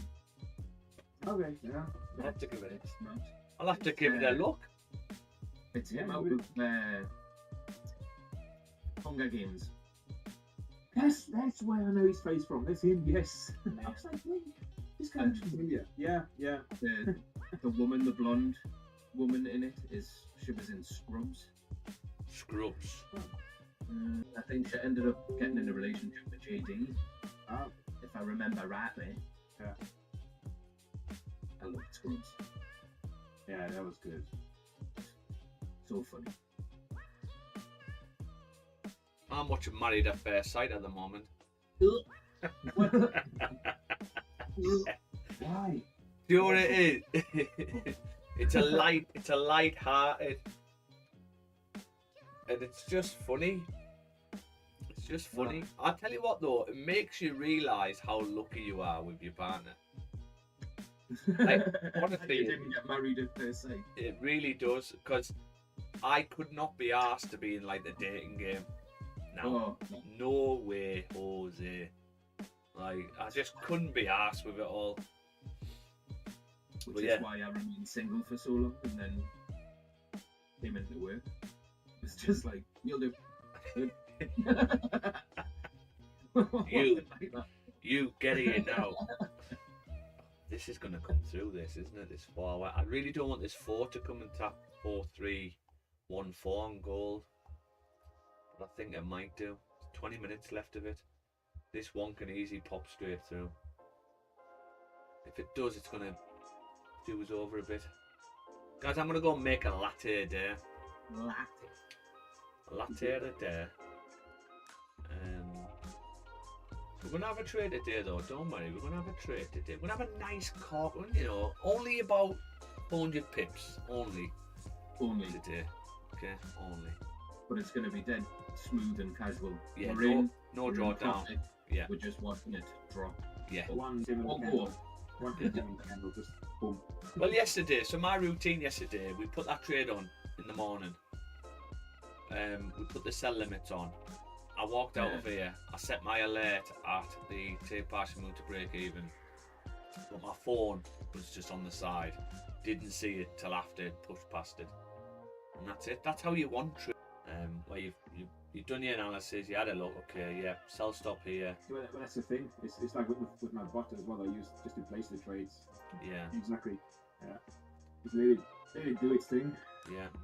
It's nice. I've got my trade manager, so it automatically moved it to break even for me Because while it's out.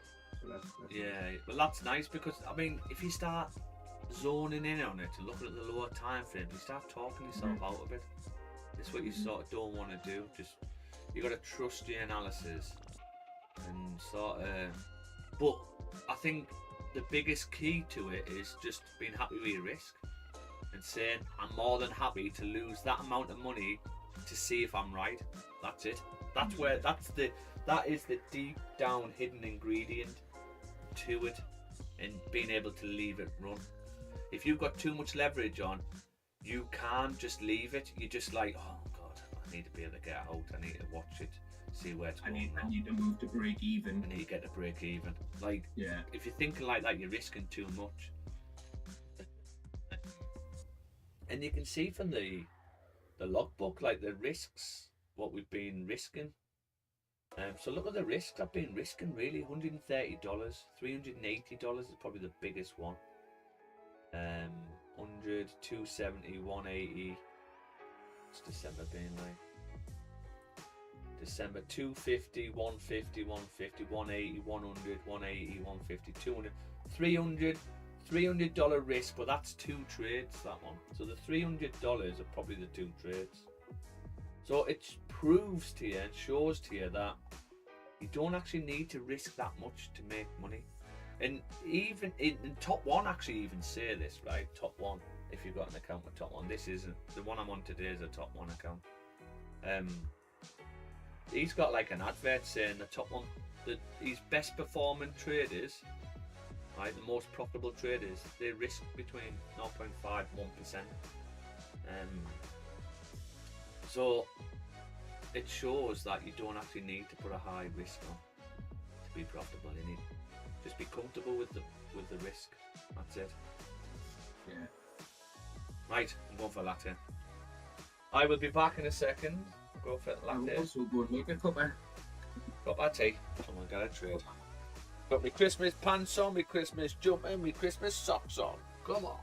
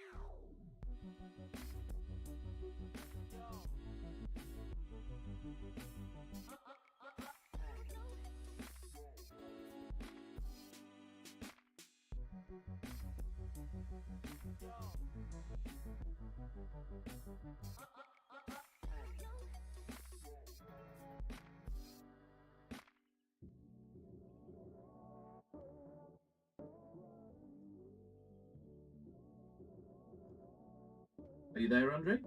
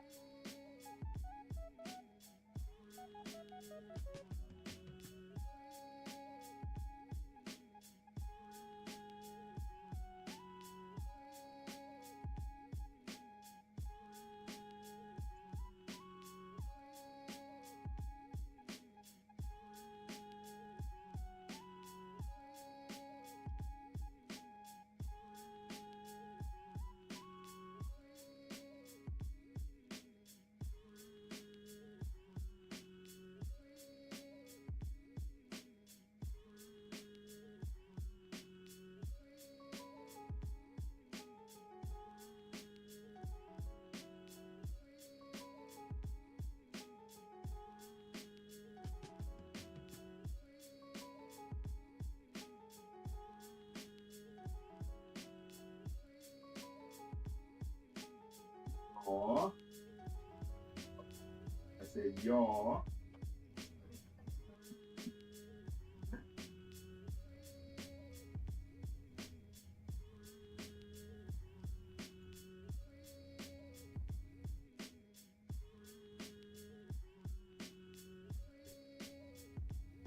Alright, that's done. Alrighty. What? Yes. Alright, love you, bye. Andre's in love.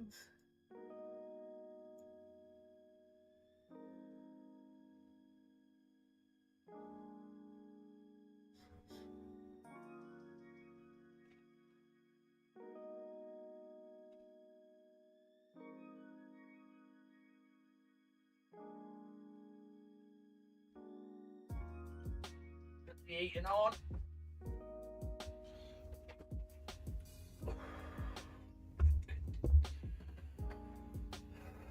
Reason. Okay. Right. What's this 4 doing now? So he's the 1. Just the 4. The 1's not closing bearish, so this wing back's not going to happen for me, I don't think. Let's get rid of this. It might do with the daily, but I don't know whether I could just take that alone.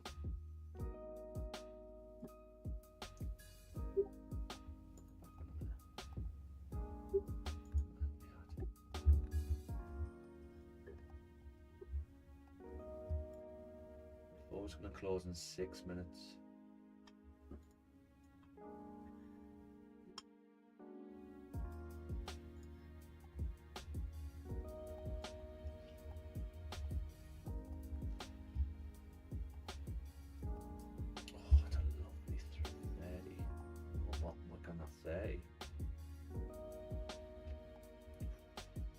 This is teasing. You put that one back on again? No, I'm not on. I am debating. I am debating. It's because the daily, this is where the daily can reject from and it can really fly down.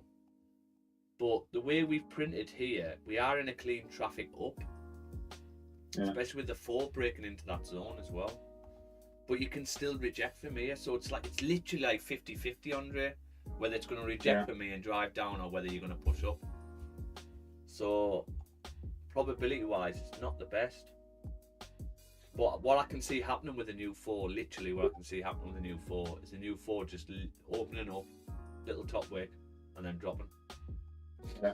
That's what I can see happening. But if we're wrong, then you could literally see that as well. So do you want to be $50 wrong? Well, this is it. How much do you want to be wrong? How much are you willing to be wrong? That's probably the question to ask. How much am I willing to be wrong? You're willing to be wrong $60. $60. I mean, it's a good risk to reward, really, because your target is down in 24377. So let's say you put $60 on and you left it. I mean, you're looking at you're not shy of 8 to 1 if you were right. You're putting it on now, Andrea. You're making me want to put it on. Stop it. I'm just looking at it. You're teasing me. God, I tell you what. No, but yeah, I mean, it could easily tap and then drop with a new 4. I'm trying to work out though whether. Do you know what? I might get this on actually, and I might be very low risk. What you've just said there. Because if we're gonna drop right, this is what's you're gonna get this. If we're right, you're gonna get that drop. But then how do you get in on that? You sort of miss the move. So if we mark this up, let's mark this 4 up. This up. Right, and let's go down the lower time frame. See if we can see how the 15s or the 1s look like. So if you look at the 1. You tap and then again you just drop with the 1, so you could take the 1, the next one, right? But let's see if we can go down even to the 15s and see what the 15s look like. And if we print the same, might be able to get on the 15. So here we go. So look at the 15. 15 closed at the entry point. Okay. And that's looking what this 4 is going to do. So if the 15 closes at the entry, what we could do is maybe wait, okay, if we get a 15-minute bearish close, okay, and then the new 15 opens up and gets a top wick, taps the body of the previous, we could have a sell stop underneath. So the entry's a bit lower down. And yes, you're going to lose a few pips between here and here, but that would just be added insurance for us. But then you've got to remember... Yeah, well, your stops also be tighter then, right? And then your stops could be tighter, yeah. Your stops could probably just go the high, because if you break the high again, you're not interested, because price can really shoot up in this area. So yeah, that's something we could look at. If we get a bearish 15 close and I get a top wick, I might have a sell stop underneath, and I might only risk like $100 with stops tight. Because you think if we take, let's say we got in underneath this 15 and stops were just the high at $100, say, look at the risk to reward on it. So we're aiming down here. That's where we're aiming. Look at that, that's 15 to 1. 15 to 1. So yeah, that's something we could look at. So I think that's what I would probably want to see, a 15. As long as the 15 doesn't drop too much for us. The last thing we want is, I mean, look at this, no bottom wick, no bottom wick. This is gonna play out this. That is gonna. Do we wait for the 15 close? This is what I'm gonna do. I'm gonna have $100 risk on where stops are here, 24927. I can take that, right? So I'm gonna have a wing back sell on $100 if we tap with this candle. But when the 15 closes bearish, might even have another entry on. Okay, Jose. Okay, Jose. Hooray. So 2 then.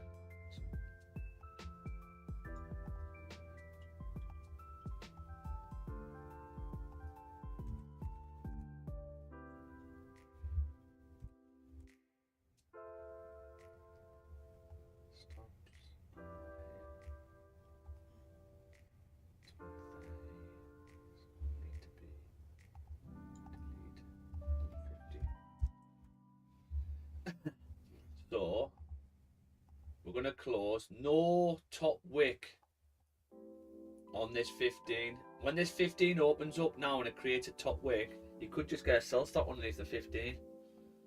But I think I'm going to just look to get in on this, as this 15 gives us a top wick. Got no bottom wick on no top wick on this 15. This is nice. Yeah, right.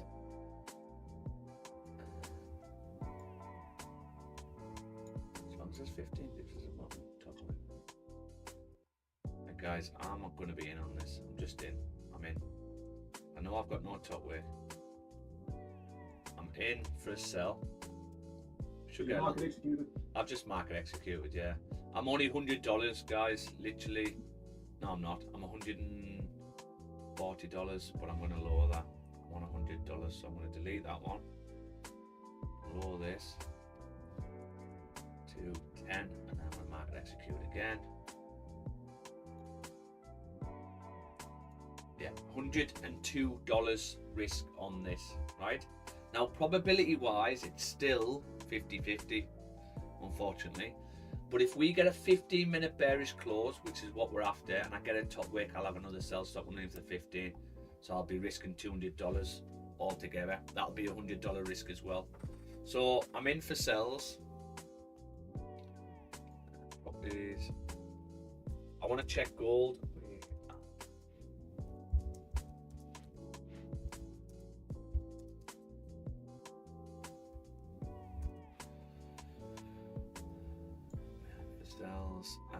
my target, this is, do you know what, I'm not even going to go risk free here. This is my take partial move to break even at 24798. Partial move to break even. My full TP is down in 24377. That's for the daily push. Okay, if you want to really take the risk off the table, you can go risk free at 24839. So I'll just mark it up, but it's up to you whether you do it. I've got such a low risk on it that I'll probably just give it that little bit of breathing space to pop down. So yeah, we're on that. Let's quickly look at gold, because gold, the 4 hours, pretty okay. So this is not bad. The 4 hasn't filled its range. What would it be rejecting from here? There's nothing here to reject from. So could we bounce back up from here? I think it would be very unlikely. I think you're going to have to come and tap this level at least. So if that's the case, I want to rule out a fake out though. I do want to rule out this fake out. So in order to rule out the fake out, what we need to work out is the point of no return. So what I mean by that is, when we get a top wick on the 4, at what point is it very unlikely where we can still come down, activate us if we have a sell stop on, and then push back up? It's what I call the point of no return. And I think the point of no return would be probably previous support level. So if we can come and tap this area, I will then have a sell stop underneath the 4. And stops would just be the high of the previous 4. So that would be my stops. Or you could have the stops of the top of the candle, how far we pushed up. So we'll set an alert on that. That's the only way I'd get in.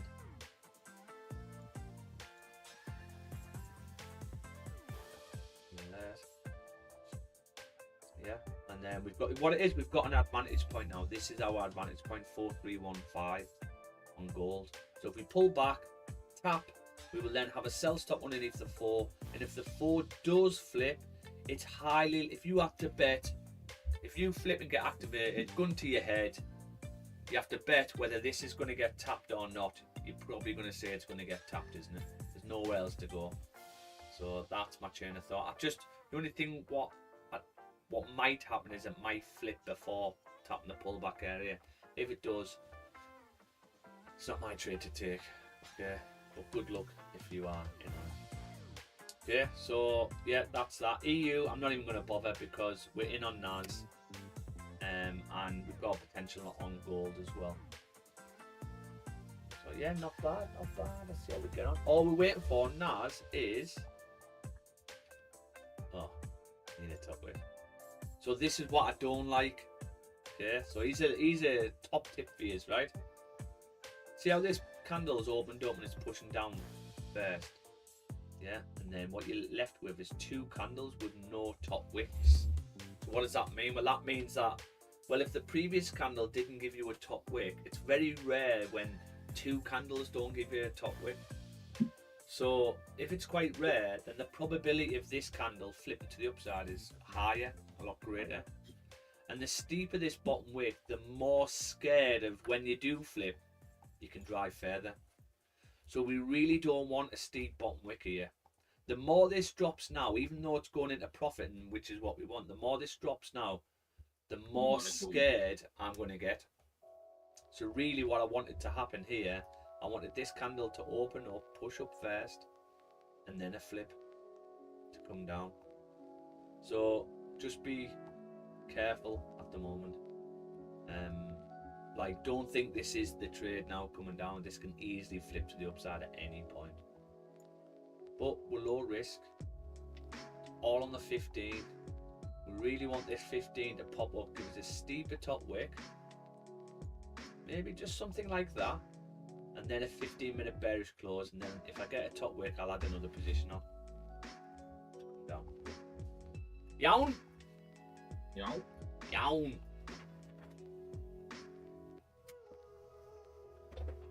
Loads of candles with no bottom wicks, which is nice to see to the downside. Like, was it the 3?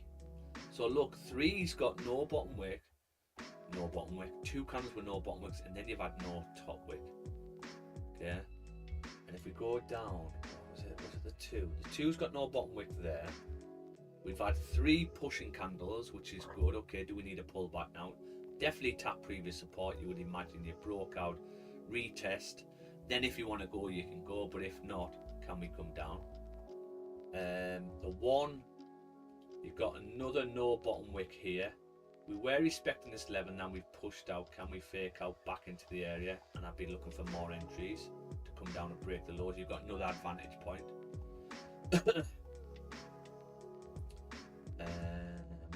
30, no bottom wick. Not much of a bottom wick, but we did break the low, so that you'll probably rule this one out. No bottom wick. So these are a few reasons. You've got fair value gaps to the downside as well. You've got one here. Probably needs retesting. So yeah, it's that's what I've got going on at the moment, guys. I mean, I'm up $17. Woohoo! Got us a meal deal. Get us a meal deal. But if this 15 can close like this, when the new 15 opens, remember what I said? If we can get a top wick, we can have a sell stop underneath. But now what I would need the top wick to break the high, because we haven't got much of a top wick on the, well, I mean, we have got a top wick, but not much. Let's have a look to see if price has ever closed and rejected like this without a top wick. So let's do this. Look at the 1 hour time frame. So look, they've all got top wicks here. Even these have got top wicks. Look at these top wicks, and then the drive down. So why have we closed like that? Not much, but still top wick. So that does worry me a tad, that there's not much of a top wick. Again, all top wicks. This doesn't have much of a top wick.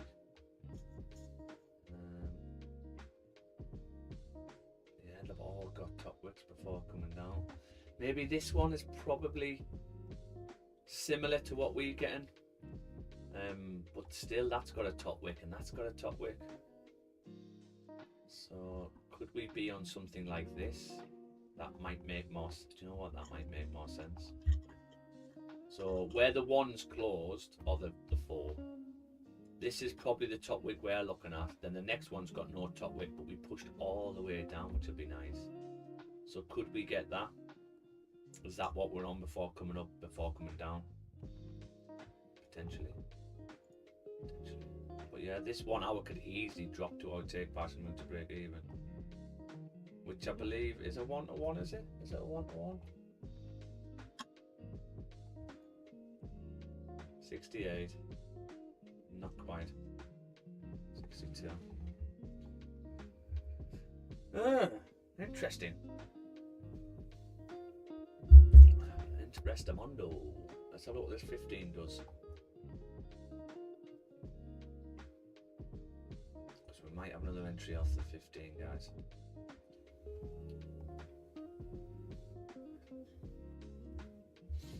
I called all the ladies gays the other day. What? On the ladies football team, because I always use the word guys.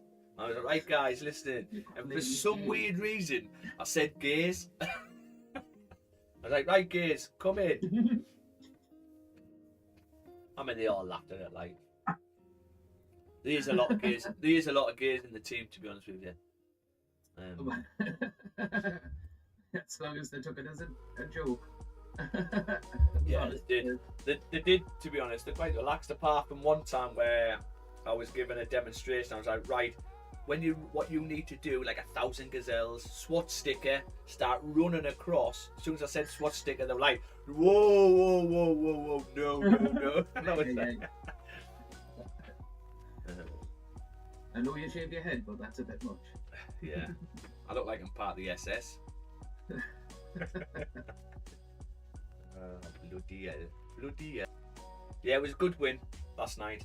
The thing is, right, do you know when you zoom out with Newcastle, Dan? Have you seen a film called Jojo Rabbit? No. Jojo Rabbit? No, I haven't, you know. Watch it. What's it, Jojo? What's it about? So what stickers? It's about a young boy who has an imaginary friend who's Adolf Hitler, and he's in Germany during the war. He has an imaginary friend, and it just so happens to be Adolf Hitler. Well, he's one of the like Hitler Youth. Right. Oh, right. Okay. So he's in Germany, and it's about the like him having an imaginary friend and going through camp, and I'll be into Scarlett that. Johansson's his mother Really? in it. What's it called? Jojo Rabbit. I'll give that a go. So have you seen Free Guy? Oh yeah. Yeah. So Taika Waititi is the owner of the company who buys their coding for their game, Right. and the lad goes and works for him. Steve from Stranger Things goes and works for him in his company. But that's the director of Jojo Rabbit. He also did Thor Ragnarok. Yeah. I've not seen that. That's Yeah, it's really good. probably one of the funniest ones. Yeah, that was so good. So Taika, he's Are from these New all Zealand. comedies? Yeah. Oh, right. So well, I mean, with like a lot more to it than just comedy. But he did Jojo Rabbit, Hunt for the Wilder People, and What We Do in the Shadows. Oh, I like the sound of that one. What We Do in the Shadows is about a group of vampires who have a flat share in Has a what? a flat share in New Zealand, and it's about their like daily lives, and it's Really? what's he called? Grant from Jurassic Park. Mm. So, and that one's about a kid who is in the foster care system and goes and stays out in the like New Zealand outback with two people. Sam Neill. I love movies, though. I love it. So, having recommendations. I follow some of these people on Instagram doing the recommend documentaries and movies and things like that. It just helps you, doesn't it? Gives you something to watch. Like 15's about to close in 40 seconds. If we get a 15 like this and I can get a steep top wick, I'll have another sell stop when I need to come down. But yeah, we can easily pop down to 2. You've got to go risk free here though, guys, right? Because you can easily tap this and reject to come up. So I'd probably take some partial as well. For this second entry, you've got to decide whether you're going to. So we're not getting in unless I get a pull back to break even. It's got to be back to break even at least. But if it breaks the high, even better. So we need. It doesn't need to break the high, but I'd like it to because there's not much of top wicks on these. So if we can break the high, even better. I'll have a sell stop underneath the 15 for the 15 to flip to come down. But it's up to you whether you have your stops above the wick of wherever this lands, or whether you just have your stops at the top of 2492. Completely up to yourself. I'll probably put mine above the high. If we break that, probably wouldn't be interested again. So yeah, but this can easily pop straight down. We sort of don't want it to. We want it to pop up first, break the high, and then we can get another trade on. Well, I've gone risk free now. Yeah, that's an area you can go risk free. I'm $24 up. You know, one of the best war movies. I love war movies. You know, one of the best war movies I've seen. Have you ever seen All Quiet on the Western Front? No. Watch that one. It's on the German side. There's an old movie of it, which is black and white, but it's a bit slow. But they've done a remake of it, and I just think the way they filmed it was just fantastic. It follows a young lad who obviously joins the army, and goes to fight on the Western Front. It's really well filmed, like really good. That's on Netflix. So get it watched. Get it watched. I don't know whether you like war movies or do you like war movies? Yeah. Yeah. Like Private Ryan and Band of Brothers was. Band of Brothers was fantastic. I loved that as a kid. I used to watch all the old war black and white ones with my dad. Yeah. All the old war movies. The Longest Day is probably one of my favourite war movies ever, but it goes on forever. It's like 3.5 hours long or something. But I liked what's the one with Jude Law and Rachel Weisz, where he's the sniper. Oh yeah, that's a good one. well, Is it Beyond Enemy Lines, or is it that one? Enemy No. at the Gates. Enemy at the Enemy Gate. at the Gates, that's it, yeah. Yeah, that's a really good one, yeah. Really like that one. Oh, that scene where the guy jumps from building to building and then wah. Yeah. Yeah, That's good. it is good. Who was it? The German sniper again? It was that It's the bad guy from Die Hard, one of the Die Hards, isn't it? He's a bad guy in one of the Die Hard movies. yeah, he plays a really good bad guy. Like. Yeah.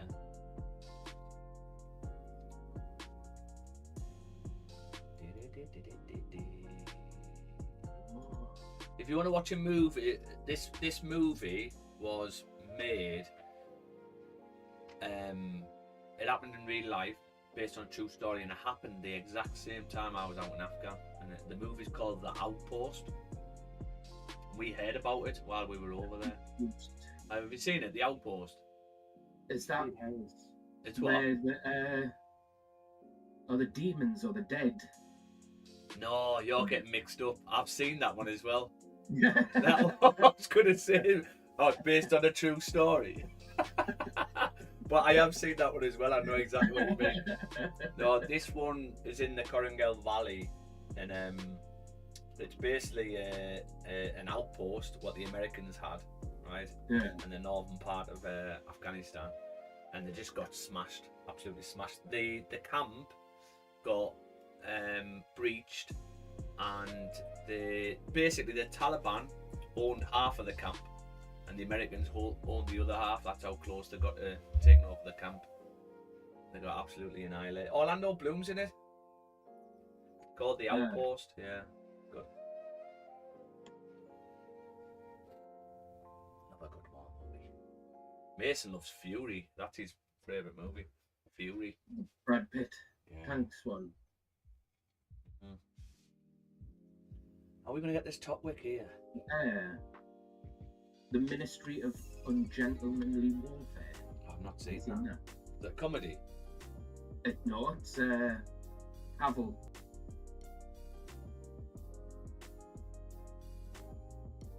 The John Richer. It must be good. That's a good one. I really enjoyed that. It's Baloo.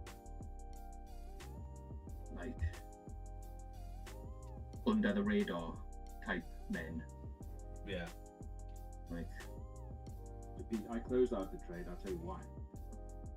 Because now after a 20% to FTMO, I'll get $1,000 payout. Are you ready for another payout? It's psychological.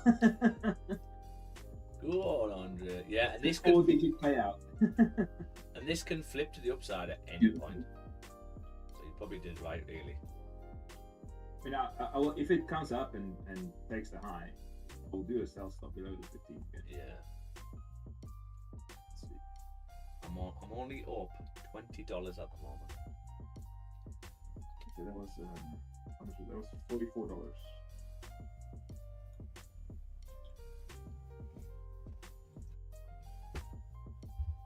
Well, I'm getting my chest waxed today. alrighty. Randomly, as a Christmas present to Emma, she went, for one of my Christmas presents, can I wax your chest? Oh, she's Yes. doing it. Yes, you can.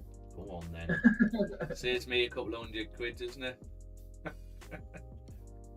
Buy more present. That's all you're getting though.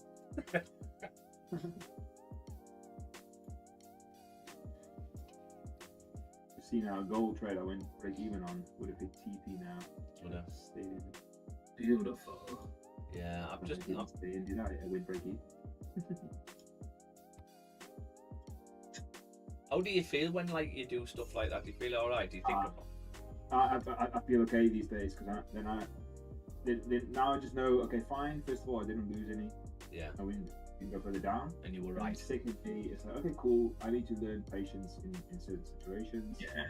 And I think today, especially because we know news is coming, so we know things can be slow. Yeah. And a lot of times it is just patience. So and because when I've held out, you know, I've had on my challenge that's when I had like a $11,000 trade on my one challenge when I brought it back for like -2 to +1 or something. You know, because I think it's also the confidence. You know, I'm certain it's going to go there, and then all right, just sit on the hands and do it. Whereas I think on the Nate strategy, I've had too many losses, so I'm not that confident yet. Yeah. Yeah. So I'm okay. I'm happy with it. You know, the loss I made today as well. And okay, I'm happy with it because it was a good trade. It just didn't work out this time. So I'm fine with that. But in my life, I'm much more cautious now because I was down. I was almost -2. That's good. But then January, let your month to get your life back up. Or Yeah, your, I think so. I think so. Unless what something nice happens today and tomorrow. Yeah. Well, what I'll probably do when I've got time. I'll sit and have a look at the charts if things are still open. But it'll probably be January that things kickstart again. New year. It's the year of the sell on gold as well. Yeah, it is. So, yeah. Next year is going to be beautiful, yeah, guys. It's going to be amazing. It's going to be life changing. Yeah. Life changing. 2026. Life. Something's going to align with the universe. Yes, sirree. Yes, ducks sirree. in a row. Loads and loads of ducks in rows. So where you're at the minute on your account, Dan? If you don't mind me asking. 3% down. Okay. So, yes. Well, let's see how we can get on today. You in on this? Great. Are you? Yeah, I'm in.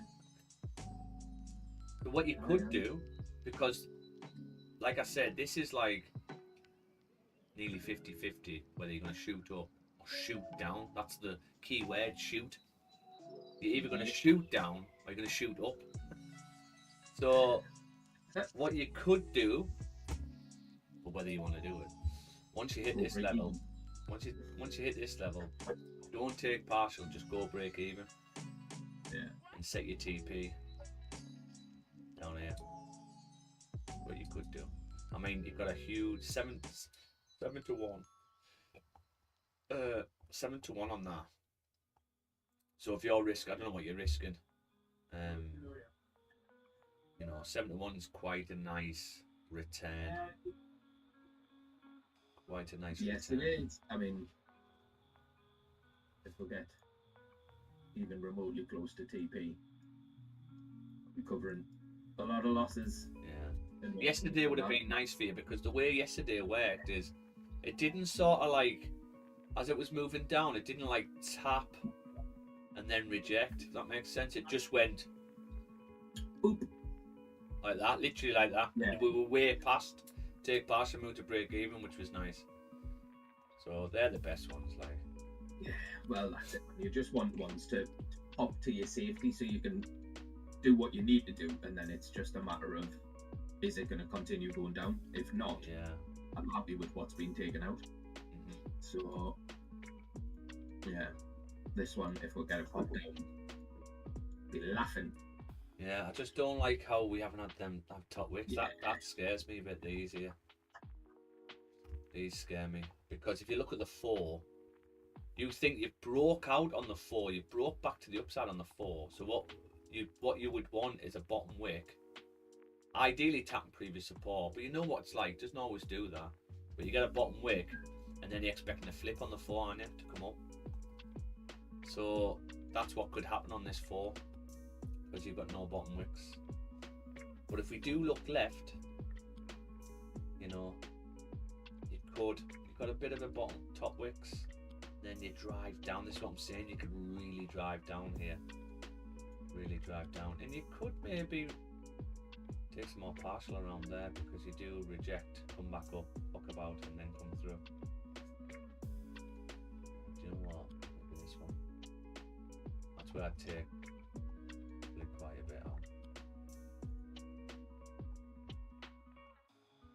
Yeah, so it's all on this 4 really. If you get a fake out though on the 4, fantastic. Fantastic. You take more cells down. But obviously you got to wait another 3.5 hours for that.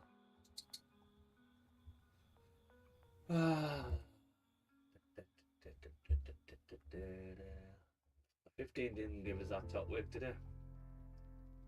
No, it did not. That worries me.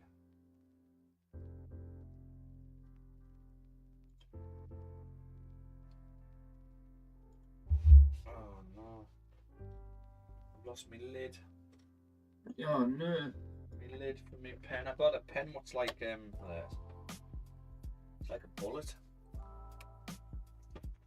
Like a bullet. Like a bullet. Yeah, it's like shaped of a bullet. It's got like a little cocking handle on it. And you sort of cock it to get the pen out. It's a good pen. You just like saying the word cock, don't you? Yeah, It does. it's a cocking handle. Cock, cock. So this 4 on gold, we haven't drove down, which is a good sign, right? Can we pop up? Let's see what the 1 looks like. The 1's already had 2 candles down. And the 1 is sort of free falling technically down. So I'm just not sure whether we're gonna get it. You broke all the lows now on the 1, so you've got another range here on the 1. Back this up. You've got another range around here. Wick to the area, body the candles, rejections, body the candles, and we broke below it, so I can probably see this 1 flipping to the downside and driving down, which would make sense with the 2. The 3 and the 4, but I really like that top wick, but you could just go from here.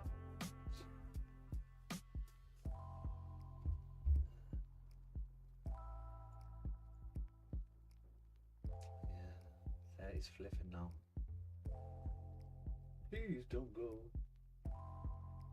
Please don't go. 30-minute close. Then we had a top wick, and then we flipped. Just this 30 could easily drive right through. Oh, look at this 15. Oh, right. Okay. Could we potentially get if the next 15 comes up and taps 4, 3? Ooh, maybe not. 15 didn't break out. No top wick. Close bullish, back up. Yeah. We'll be back in a minute, guys. 1 second, 2 seconds. 1 second, 2 seconds. 1 second, 2 seconds.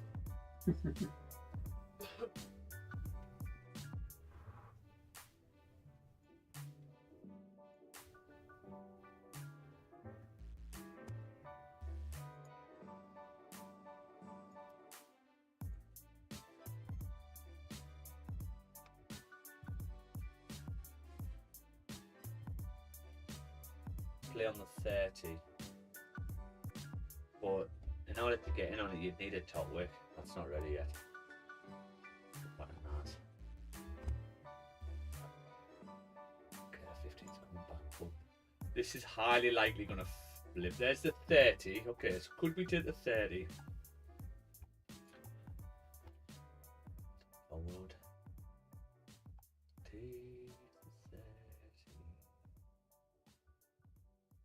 30 close bearish. Let's have a look when the 30 to close. If we can break the high, if I can break the high on this 30, I'll have a sell stop underneath the 30. Okay, another one. just want to check something. underneath the previous 30 candle. Yeah. But I really need to break the highs. I need to get rid of that top wick. Because at the minute, the fours broke out to the upside. You're bullish technically. What you would need is a bottom wick and then a flip to the upside. So you're being on buys up. Well, we are counter trend at the moment.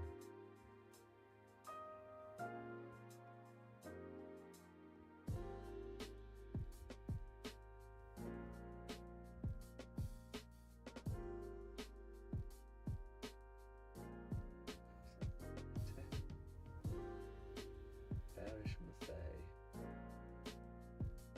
You break the highs.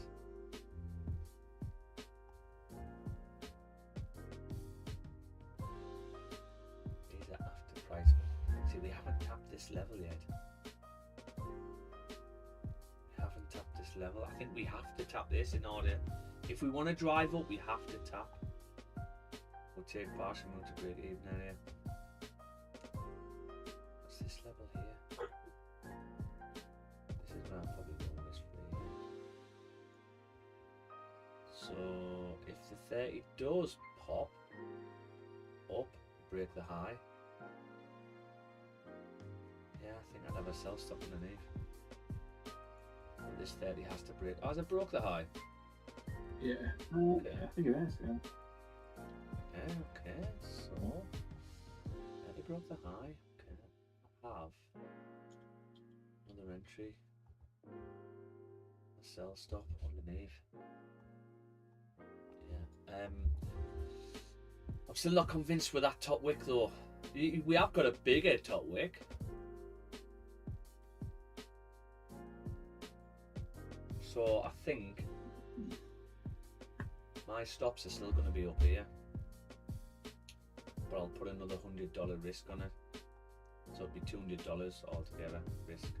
The 30. Yeah, fives first.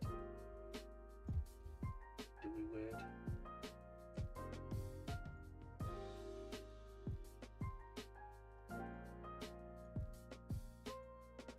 This is 15 gonna flip. That's the question. Can we close bearish and then close bullish? Why didn't that one flip to the downside? I've not got it on yet, guys. I know I've matted up. Just need to check something.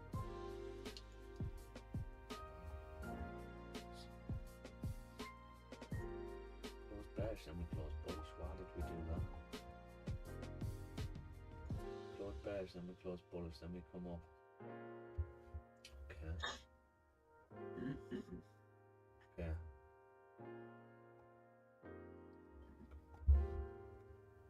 Okay. Yeah. Okay, I'm gonna have to sell something that's a 30, but this 30 has to be the one what does it. Okay. Has to be the one what does it. Oh shit, I'm gonna miss the move.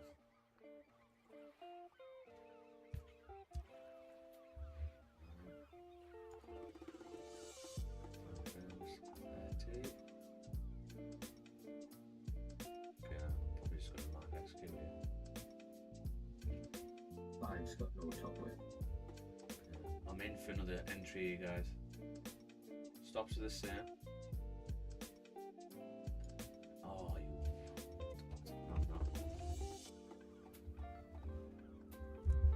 Zero. Okay, now I'm in. Yeah, I've got $200 risk over here. Okay, can we pop down? We've got another entry on this, guys. Got another short, another entry.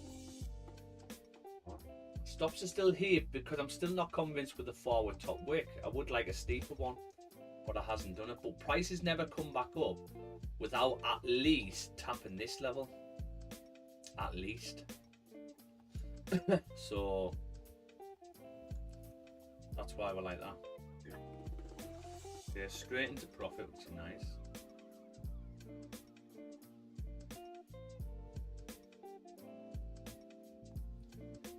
What I have noticed though is you don't tend, when you drive up, you don't tend to be closing bearish on time on 30 and 1 hours.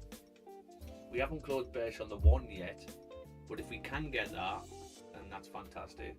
But the 30 and the 15, yeah, we should come and tap at least these levels, I would think, before doing anything.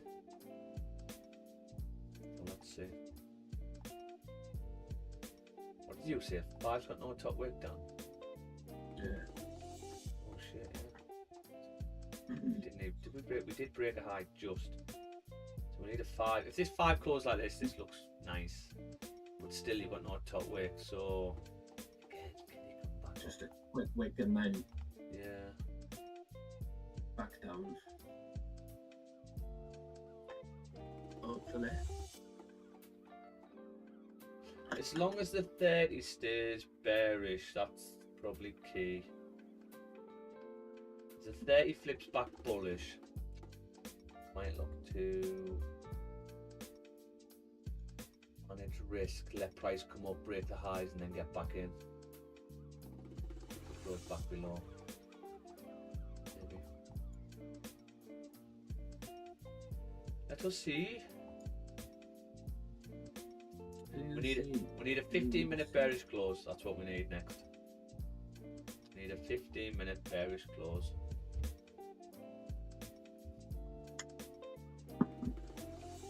Oh god. Yeah, I'm gonna monger today. We had loads of eggnogs yesterday as well. Yeah. I like a bit of eggnog. You make it yourself? Well, when you say make it yourself, is this does From the buying ground up. buying the eggnog, buying the eggnog, getting the ice, and get the lemonade? Is that class as Nah, making it come on. yourself? No, you're proper. No, we don't make it ourselves. Probably could do though. No, me though. I'd buy off eggs. Come on, can we get a pop down? This should be a nice, quick pop down, really, on this. You got any local farms you can buy eggs from? No. Yeah, No. loads. Ignored. What you get down there is loads of people sell eggs outside the house. Nice. Okay, nice. And farmers need to do more really, because they're getting hammered by the government. They need to start selling directly. People need to stop going to supermarkets for meat and things like that and start going to their local farmers. Tesco's and Yeah. supermarkets, they're just ruining the local farming. Yeah, So killing them. Have you heard what it was discussed in Parliament the other day? There's farmers they're orchestrating taking their own life before the new tax comes in for them, so they can get out of it. How fucking mad's that? Like, yeah, it's not and good. Dharma was like, yes, I'm aware of it, and we're looking into it. Still carrying on.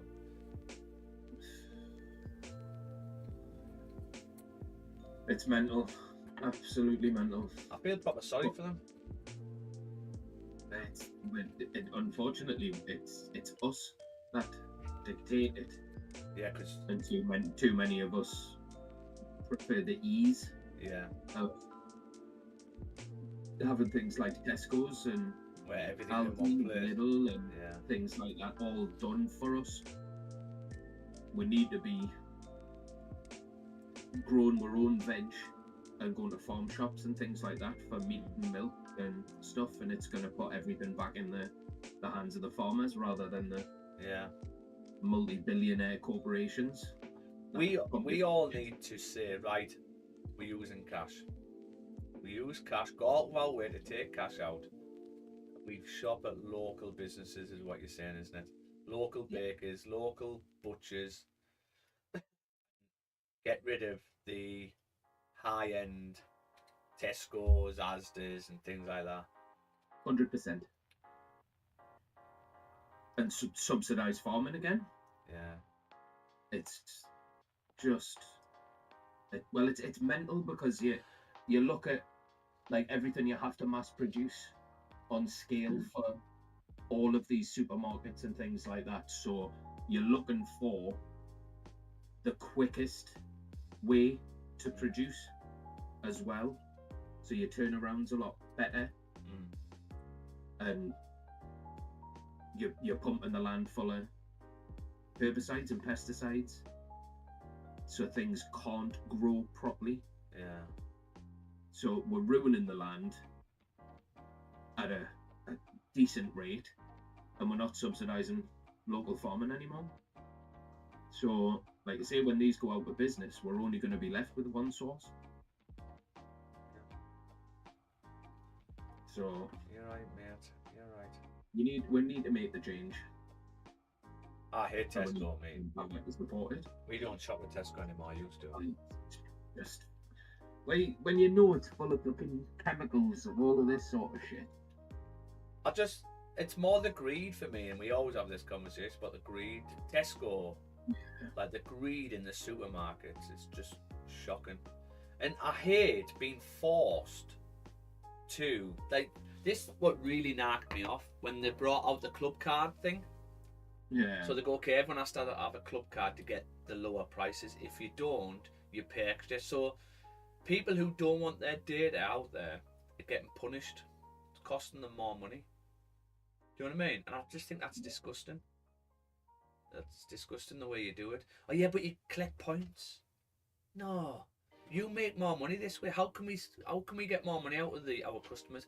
Well, I know what we'll do. We'll create a club card. We'll bring the prices.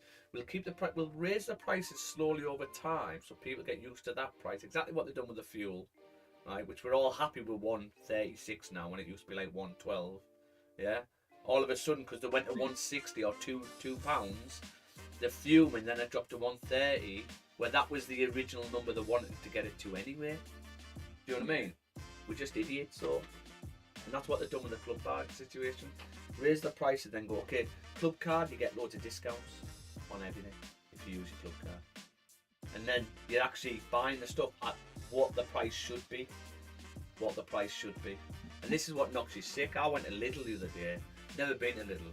First time I went to Lidl with Emma. She loved it with all the bakery stuff. Yeah. And we always get Yorkshire tea, big boxes. And the big boxes in Tesco, they're like, I can't remember how much they are. I think they're about £7 or something. And then Lidl are like £4.50. And it's like, how can you charge £7 odd and they charge £4.50? I'd really like to know what they buy them in at per box. Yeah. Do you know what I mean? And really see the profit margins on items. But yeah, it just does my head in. I hate greed. I hate humans who are greedy. As soon as I know someone's greedy, that's me. It puts me off them straight away. Could have just stuck with hate humans. That would have been fine. Oh, because some humans are nice, and you know, you meet people in your life, and some people are amazing. But then you meet others, and you're like, you're not really helping humans. 100 plus people, and it's like,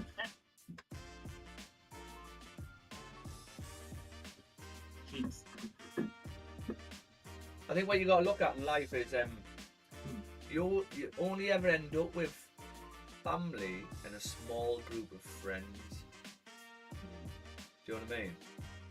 You don't end up your life old with loads of mates. Yeah. It's all a small group of friends. And I think that's because you meet that many knobheads. Yeah. So you start being picky who you let in your life. You meet that many knobheads who just don't align with you. And that's okay, because everyone's different.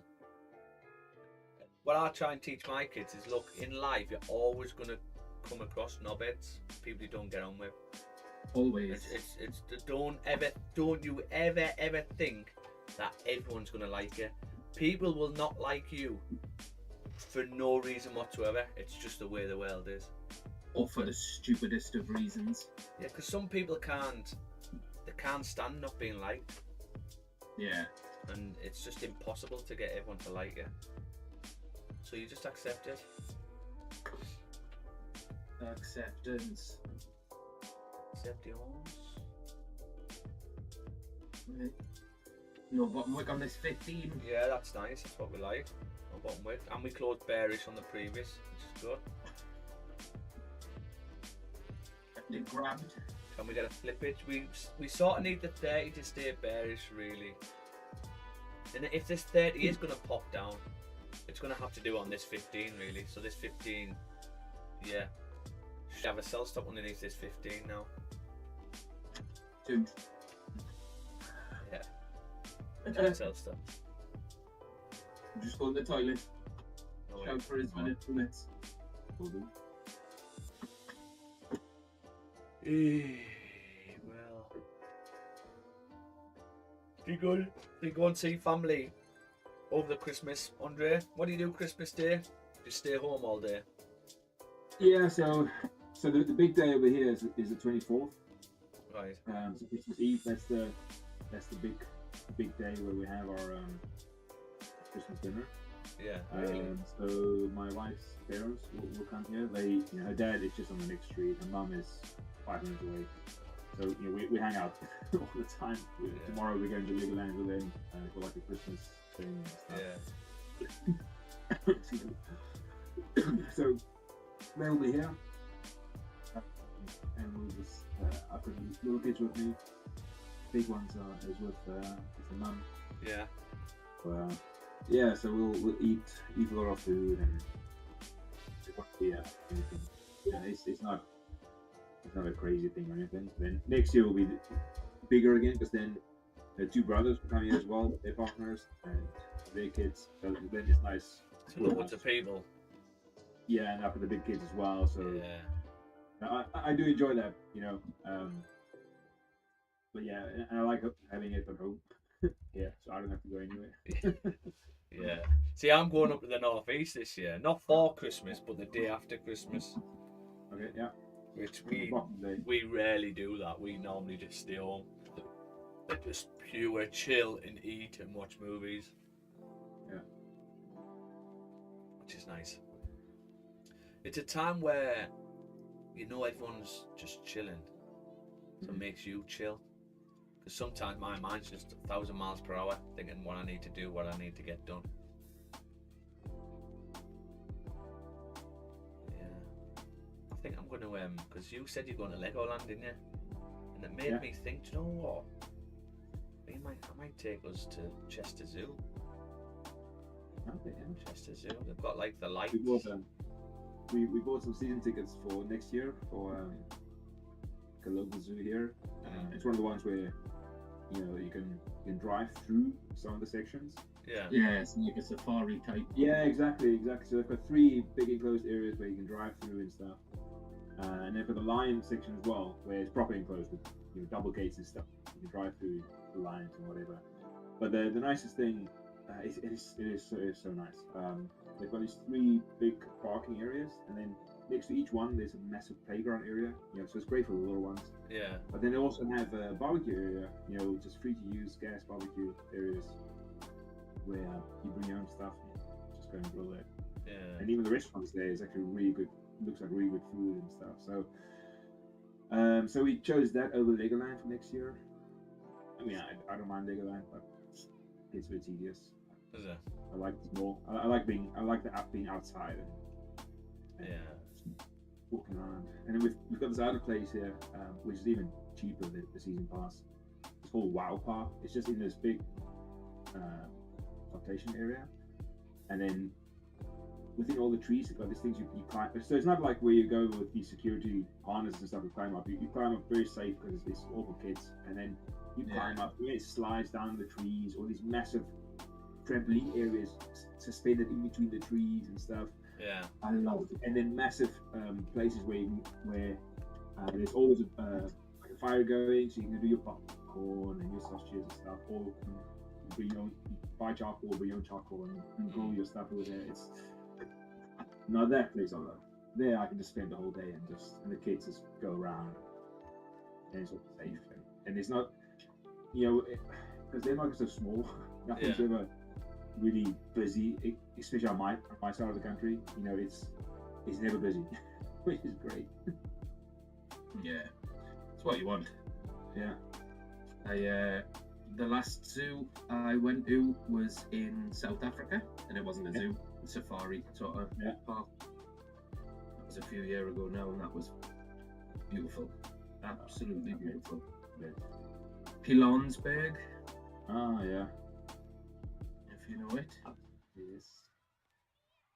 yeah, it was stunning, absolutely stunning.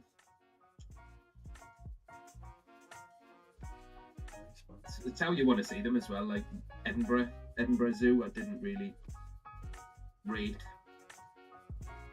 but especially like the bigger stuff when you see like cats, leopards that have hundreds of kilometers as the natural habitat. Yeah, that's nice. They're seeing them in something so small and they just pace. Yeah. I don't enjoy it. Yeah, I'd much prefer, like, if you're gonna do it, or if I'm gonna do it, I would want to go to like the country of origin. Yeah. See them there. Yeah. And see them there. More expensive, but it stops then the call to bring them here for people to see.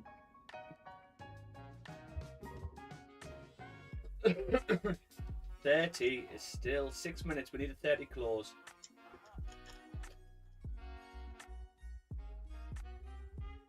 Bearish close. Come on. Yeah, I'd like to take Emma on a safari. I'm just worried that he ends up seeing a lion eat a fucking zebra or something, because that she would hate. She loves animals, but she hates anything like that. Right. Yeah. Nature. Yeah. Oh, help it. Yeah. Do something. Save it. What was it? The video went around with this kid or something that fell into the gorilla enclosure, and this gorilla, they were just fighting, and the people were like, "No, zookeeper, stop them!" Like, what the hell are you doing? What do you want us to do? Silverback. Oh my god, those things. Just when you know that a chimpanzee could just tear your limbs off. Oh, yes. Anything. yeah. Yes. A gorilla, a silverback gorilla. Yeah. It's like nature's Hulk, that thing, you know. Oh, nah, you would just curl up into a ball. Just be like, just toss us back over. Yeah, you just hope it plays some basketball with you and throw you away and you survive a couple of broken bones. You know. Would not appreciate having to go toe to toe with a gorilla. Did they do a study, was it in the US, where how many men said that they think they could take on a bear or a gorilla in a fight? You know, it's like, really? You really think you've got a chance? You know? Oh. I've seen loads of things recently about that sort of stuff. It's just like, nah. Yeah. There was a guy who got attacked by a cougar, mountain lion. Yeah. And he killed it with his bare hands. There's probably more luck. Yeah. And I would imagine. not really knowing what was going on, you know, okay, what is this weird thing, and then got caught off guard. Yeah. There's one swipe from a lion or something, you know. Wait, that's it. Any sort of big cat that's designed to hunt and kill could dismember you very easily. Yeah, we've got some jaguars in a local rainforest zoo type thing here, and just watch the feeding time. They're stunning. And they hang up the meat quite high and stuff, so they really have to work for it. It's just Yeah. What do you call them, Andre? Jaguars. Jaguar. Jaguar. Jaguar. Jaguar. Jaguar. I'm not very convinced with this 1 hour, to be honest. So what I've noticed is, if we get 1 hour bearish close, like I'm not convinced with the top wicks, guys. I'll be honest with you. I don't like them top wicks. I don't know if we're gonna I don't know if this is gonna be the reversal here. You don't sort of have candles with not much top wicks like that on a reversal. We need to see some rejection from there. So I think looking left, what could easily happen with the next 1 hour candle. So look, bearish close, next 1 hour straight up. Okay, another one right there. This 1 hour came down So that's why I was hoping this 1 hour would come down, but then the next hour comes back up. So it can still sort of play out, but if we look here, was it here?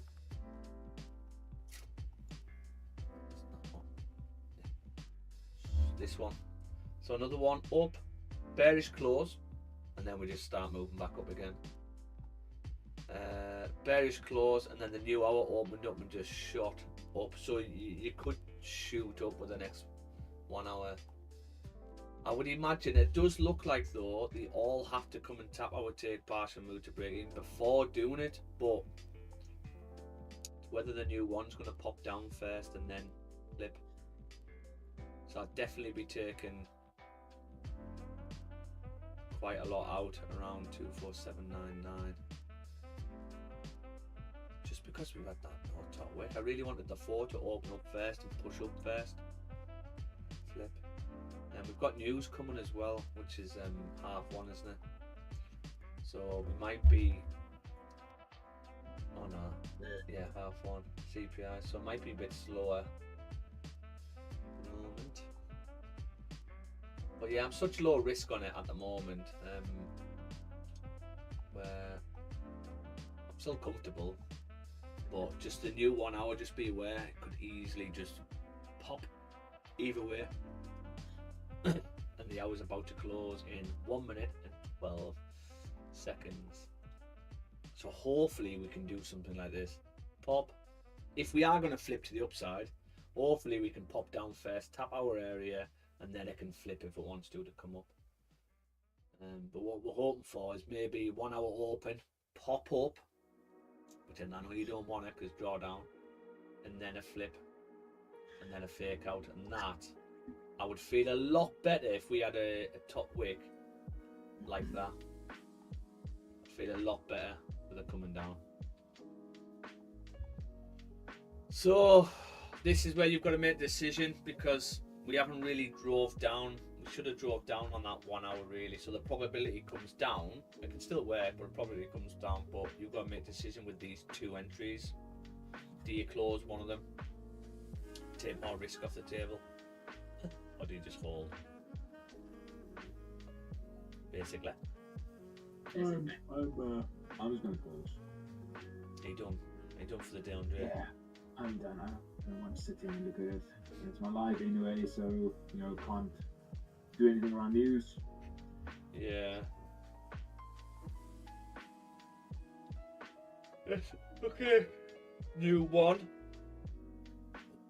Do yeah. Oh, where you go? Where you going, one? Where you going?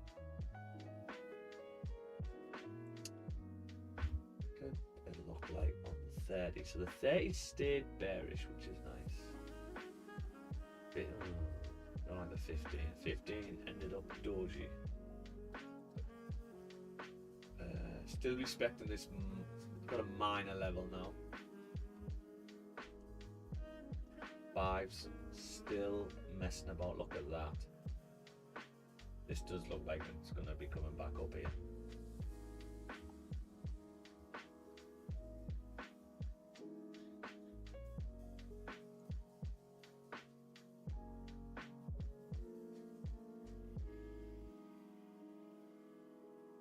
Yeah, I've still got mine on, guys. See what happens. My get out is if the one closes bullish. The one closes bullish, that's where I look to manage risk. But at the moment, I'm still in. I might just leave it with you, to be honest with you. It might take a while to. It shouldn't do. What time are we on now? 11. I'll give it till past, and then I'll probably be done. We'll see what this next 30 does, basically. See if this 30 can get us a nice pop down with the one. And I'll be done. What's gold looking like? Are we pulling back or not?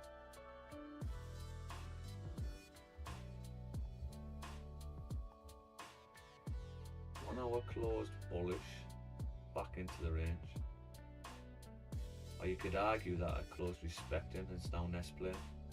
So I've got a level here. So top wick.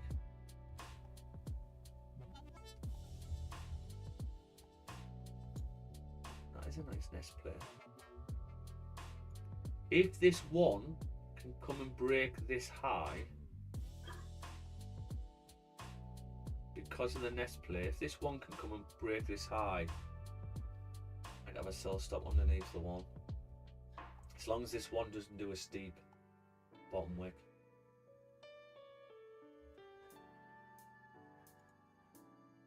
Yeah, I think I'd be interested in that. Let's see if this one can come up and break this high. But you've got to be careful because there's news. I mean, we have still got an hour and a half. Sorry, 2.5 hours. Well, yeah, that can happen. Lovely nest play though. Could be a better range, really. And the thing with there's 2 ways you can put the sell stop, right? You can put it underneath the wick. You think once this candle's been up here, doesn't mean it's going to get activated. Let's pretend this 1 hour's up like that. We broke the high. If it is going to flip, you can either have it underneath the wick or the body of the previous. As the nest play goes, and then obviously what you're expecting is price to come down and then push through like so, which would be beautiful, and you would have a top wick. That would be nice. So yeah, if we can get that, I'll take that. Yes, I'll log off. You are? For the time, thanks for all Yeah. the streams this year, mate. I won't be on tomorrow. No worries, my mate, and I'll see you in 2026, Andre. Yes, Yeah, man. man. Have a wonderful Christmas. Thank Yeah. you very much, you too, mate. Catch you later, mate. See See you, bud. Cheers, See you bye. next year. Bye. See you in the new year. Mental. Mental. Like, what are you doing here? Why have you not drove down? You've had the break. Didn't have previous support on the 4.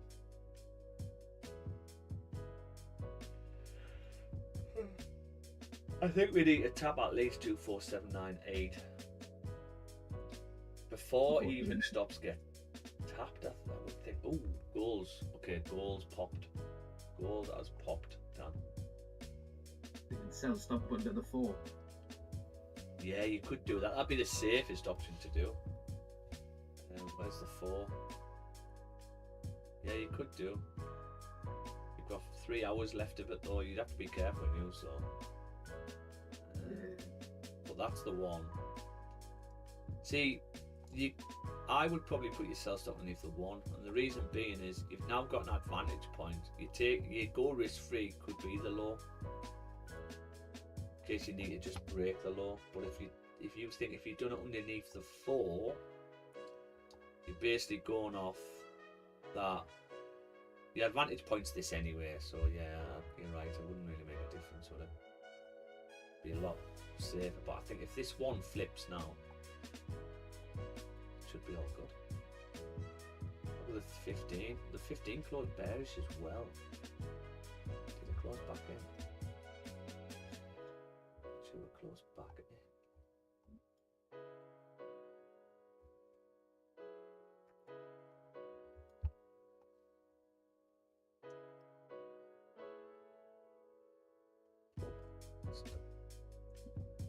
Would really need this 15 to flip. So I'll have a sell stop underneath the 1.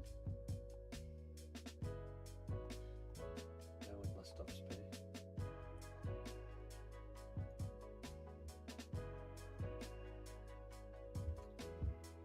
See, if you got activated, you're basically saying that this is the move. So your stop really could just be the high.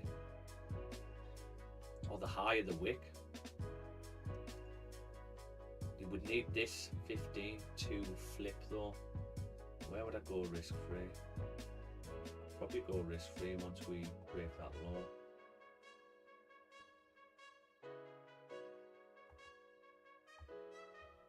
Yeah, and your full TP would be down in 4315. So yeah, we could do that.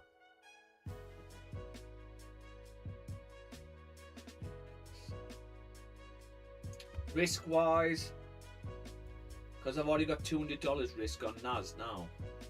I'd probably only be willing to risk another $100 really. But you are looking at it's a 3 to 1 maybe. No, 2 to 1. You're looking at 2 to 1. But this 15 would have to flip. If it doesn't, I would be deleting. Be the 1 actually. Not because the 1 could flip. So really it wouldn't need to be the 15. Because you've got a full 1 hour left. Yeah.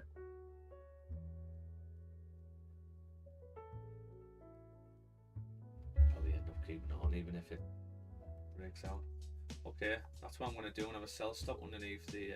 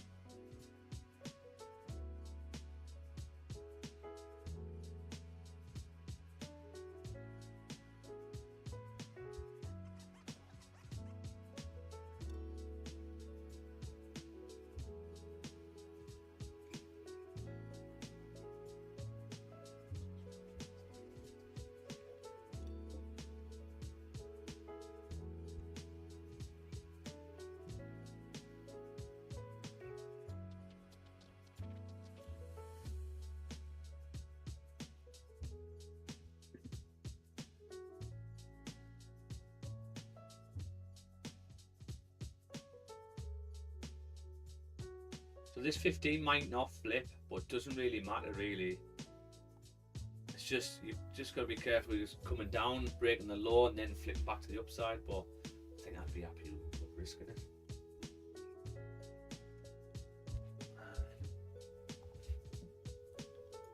Okay, there you go. So I've got a sell stop underneath the hour, which is also the 15. That's where I'm at. That's where I'd go risk free once we break this low. And my full TP is down here. That's my full TP. 4315. Yeah, boy. NAS is pushing up, it looks like. Which is sort of what we want, but I know what you mean with the drawdown. So if you don't like it, you can probably get out around break even. I'm in a -$4, but just holding on at the moment. Let's see if this can. Well, I probably need another break of the highs, then come back in. Probably what we need, and that would be the top wick of the 4. Make a lot more sense. But this 1 could easily drive right up to here with 1 candle. Yeah, I know, Dan. Okay. I would like to see a We might need gold to break the highs as well. This is the thing.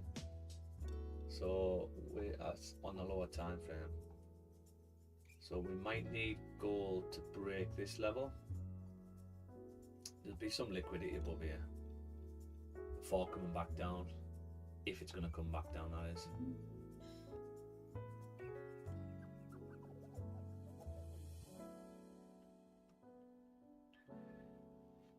I'll be on till I've bust down, and then yeah.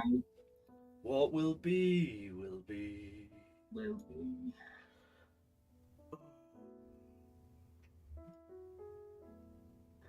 Well, I think this year's been a bit of a success on stream. Good. I'm more than happy with our stats so far and how it's gone. Once we've got a full year's worth of stats, that'll be a lot better. A new platform as well. Yeah. Well, that's it. It'll be a full year of new platform. What's the new platform? Yours. new platform? School and Oh, yeah. Yes. The only thing I don't like about the school is there isn't like a, which I sort of wanted this, but now I wanted to put a post in saying I'm running a bit late, and you've got to do like an official post type of thing. You can't just jump in and go, I'm running a bit late, guys. I'll be on in 2. Do you know what I mean? Maybe just like a little chat area on school and that. That'd be pretty good.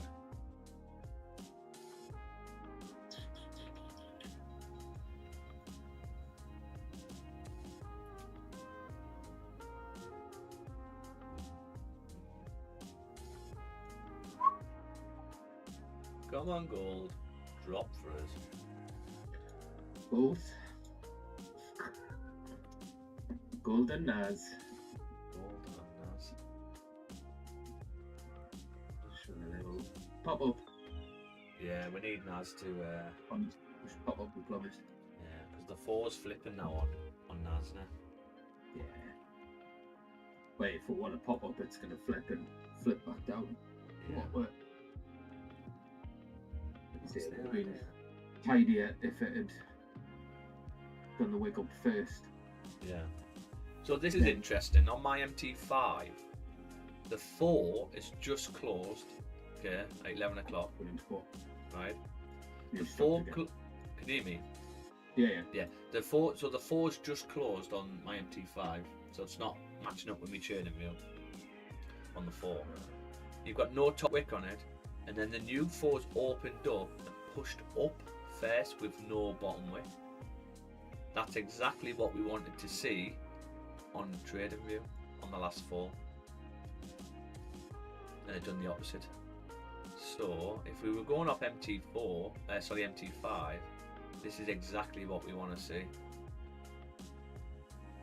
Well, we'll see. It's going to be interesting what happens here. Especially no bottom wick. We've got no bottom wick on the previous 4 as well.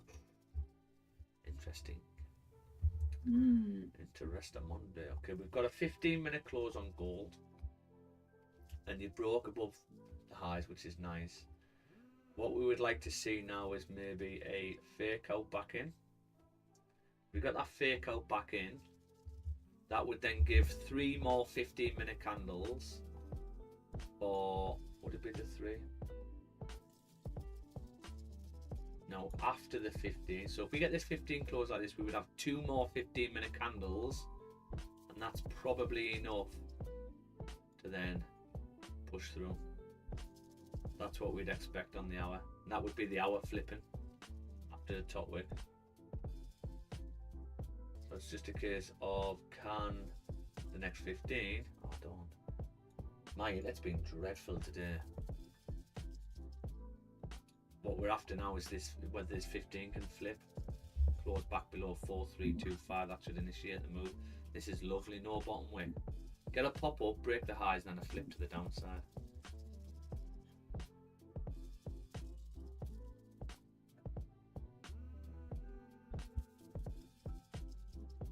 Naz is up 15.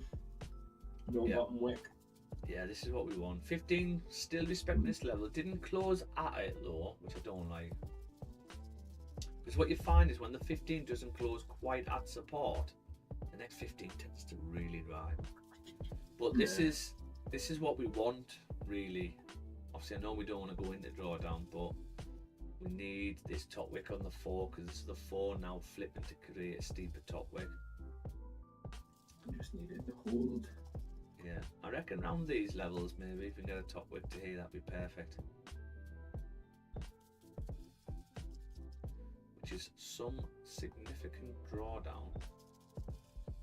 Now, what you could do if you wanted to take this off the table, you could get out the first entry at break even. You've still got this entry on, but it's the same, still $100 risk. And as price pushes up on the lower time frame and then comes back into the area, you could just re-enter if you wanted to. But whether you can, something you want to do. I'm just happy to leave it. I was happy with the risk on this anyway. We knew it was either going to drive up or drive down. And sometimes you just got to be in it to win it. Dan? Sometimes. Sometimes. What do I need to do? I need to pay bills today. I got bills.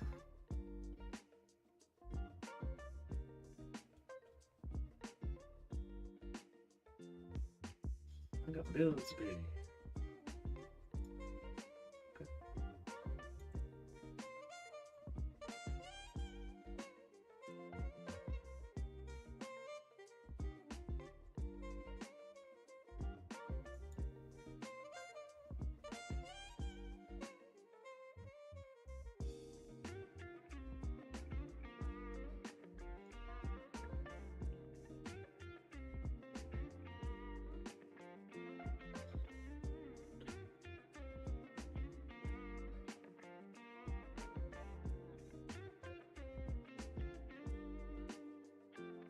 $15.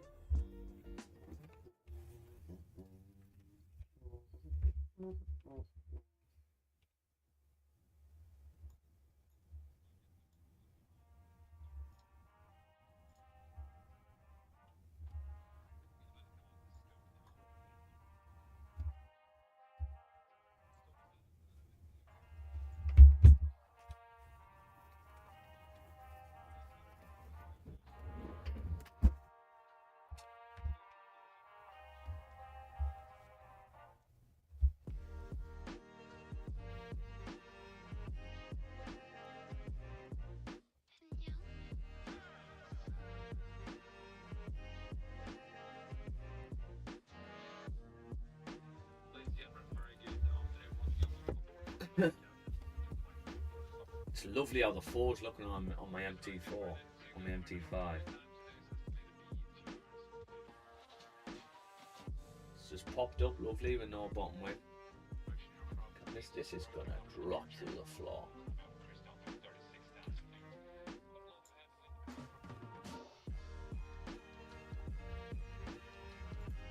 Can we get a fake out on the 15? That's what we're after now on the 15, whether the 15 can fake out to the downside. The time to delete this though is basically if the one stays bullish. If the one stays bullish, just delete it. But if the one flips now and activates, yeah, it's highly likely it's because this is an S play, probably coming down.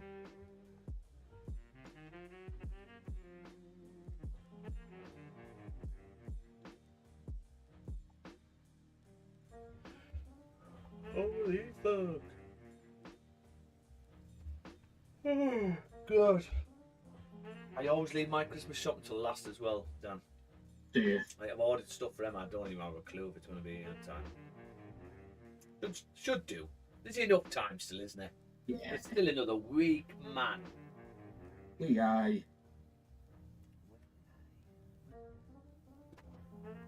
Everything will be cheaper now. So, Get it on Christmas. I'm going back to the northeast on day after Christmas. Aye. Going to Sunderland. That's where my mum lives. Is it? Yeah. Oh, She married a Mackham. oh no. Sunderland fan. No. He's You have to deal with He's it. alright though. Yeah, man. That'd be nice. Yeah. I think I'm gonna go to Fujiyama. Fujiyama's Fujiyama, mate. the Okay. tradition, isn't it? The taste of the stick and the scallops, and it's just my mouth's Yeah. watering now thinking about it. Mm. Love it. Have you been in that restaurant, Fujiyama? No, not. Go in it. Like, it's weird because when you walk in, it's just, I don't know. It's got a nice sign on the outside, but when you walk in, like you've walked in just something from down a back alley or something. But then you go and sit down, and it's just, the food is just amazing, absolutely amazing. Got my nose watering, you know. You've gone again. How about You're back again. the internet has been absolutely terrible today. Really terrible.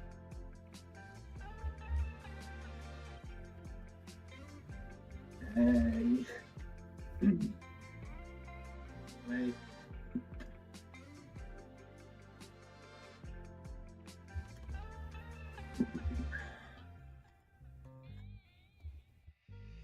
We've got to do some food shopping for Christmas and still only one or two bits and pieces we need. Yeah. But we'll put the decorations up. Have you not got them up? Nah. I know. Come on, Dan. What you like?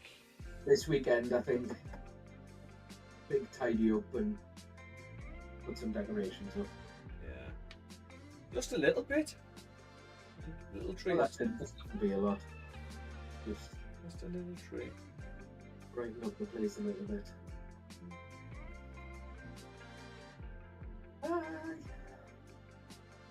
Let's see. I'm not fussed about Christmas, to be fair. Yeah. Just, I don't mind, like, the get together and food.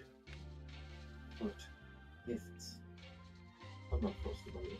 Yeah. I'm not fussed about receiving them, which means I'm also not fussed about giving them out. Yeah. I'm like that though. Like, I'm not very good at giving gifts out or know what to get. I'm just not like interested. But I don't mind somebody not getting me anything. Do you know what I mean? I don't mind. Yeah. As long as we're together and have food and stuff, I think Yeah. I'm happy with that. Laugh, watch some Christmas films. Exactly. So,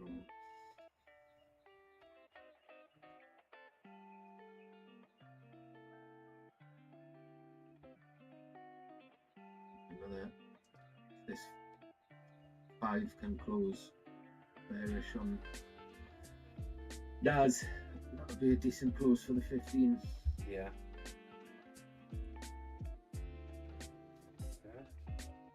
Yeah. 2 minutes done. Yeah. Oh, there's one. What?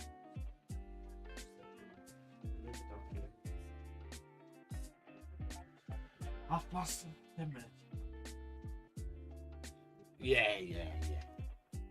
And check. Just getting that bloody hair done. I think this could be the move. Hopefully. What on Nas Oh, and gold? Yeah, I reckon gold. Get this hour flip. Flip and drive. Flip and drive.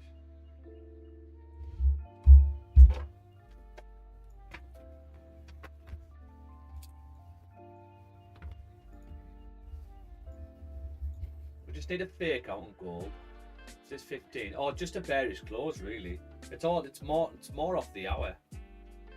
Yeah. The 4, I'm actually got the MT5 open, I've got the 4 hour on NAS, and if this flips, it looks really nice to come down.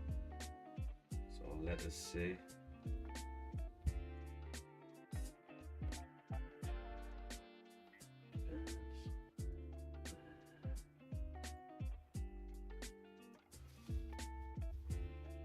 So where does it show closing? Closing? The previous. What, the 4?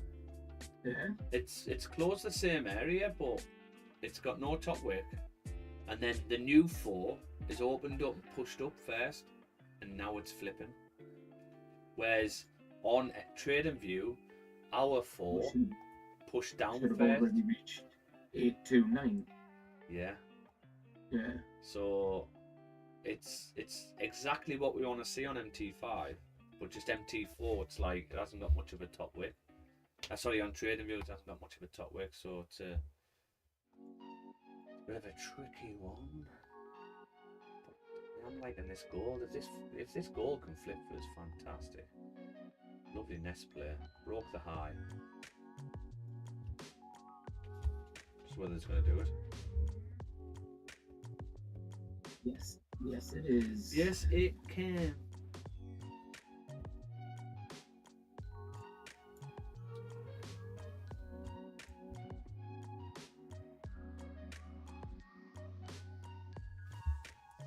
Five, 4, 5, 1, 5, 4, 5, 2, 4, 6, 8.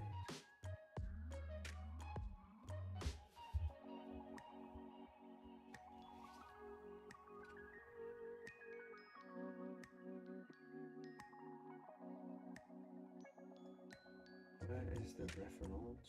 Fucking juicy.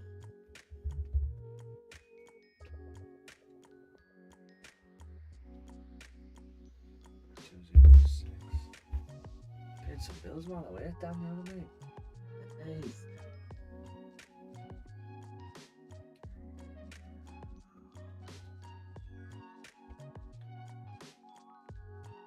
Well, guys, we are currently at break even. We've got 2 trades on NAS, and we've got a sell stop on gold.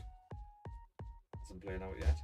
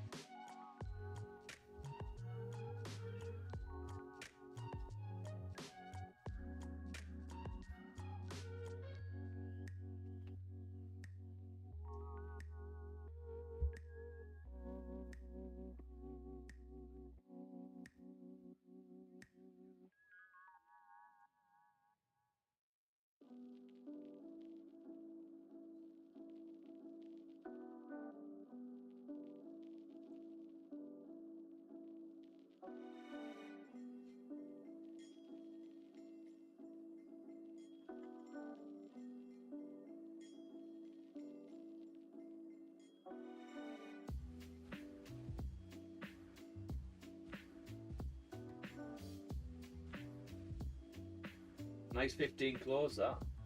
Yeah. If we get a steep top wick here, I might even move the sell stop closer. And gold. Yeah.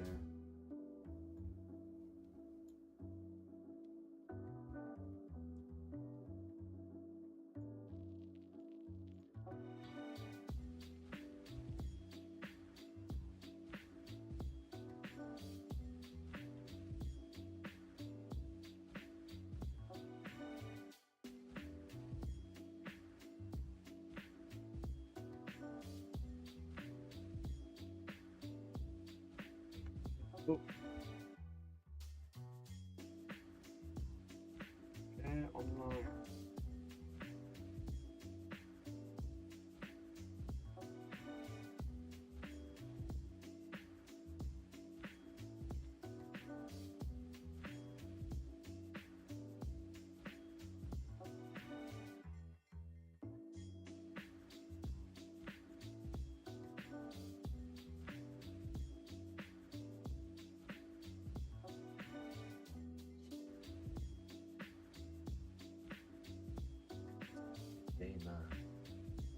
It's a 30 close. Oh, a 30 close bullish though.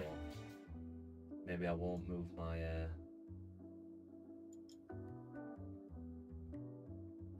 all on the one on this goal for me. It's whether this 30 close bullish, can this 30 flip? Drive down. That's what we're looking for really. I'm gonna leave it there.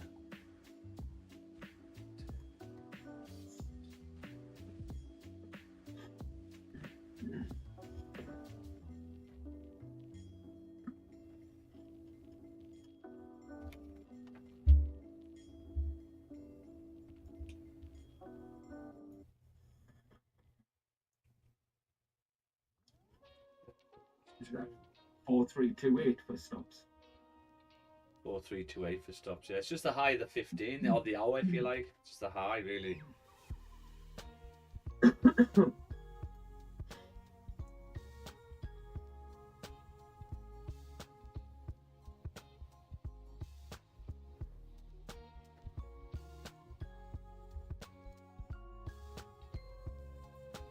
Two, 8, 7,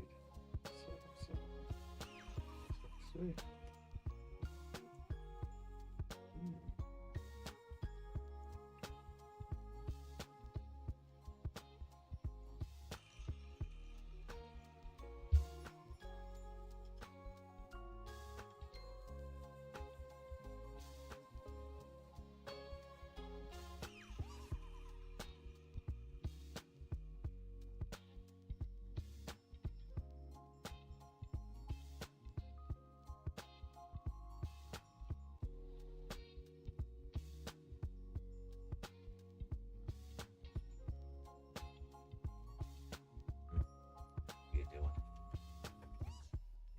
Right, I'm gonna go, Dan. Yeah. So this if this hour closes bullish and doesn't activate us, I'll be deleting on gold. Yeah. Okay, so it's all on the hour really. Just leave it. Check at 12 o'clock. See if you've been activated. If you haven't, just delete. Just call it a day. Because you've got news as well. One. Yeah. And then NAS one. NAS is a bit of a tricky one because. Let's have a look. Because we need things to start flipping. Really. Yeah. And in the respect in 861 ish. Yeah, we need it to start flipping, but still, we need a steeper top width before I come down. So NASA might be a case of leaving for me. Yeah. To see what happens, even with news. Jump in the shower and stuff like that. So Yeah. I'll check it again and come back and see where we are. If I need to be managing manage loss. Yeah. But what do we want to see really on this? What I would like to see is the 15s to break out and then close back in. That's what I would like to see. But getting out of these here, the only way I would probably get out is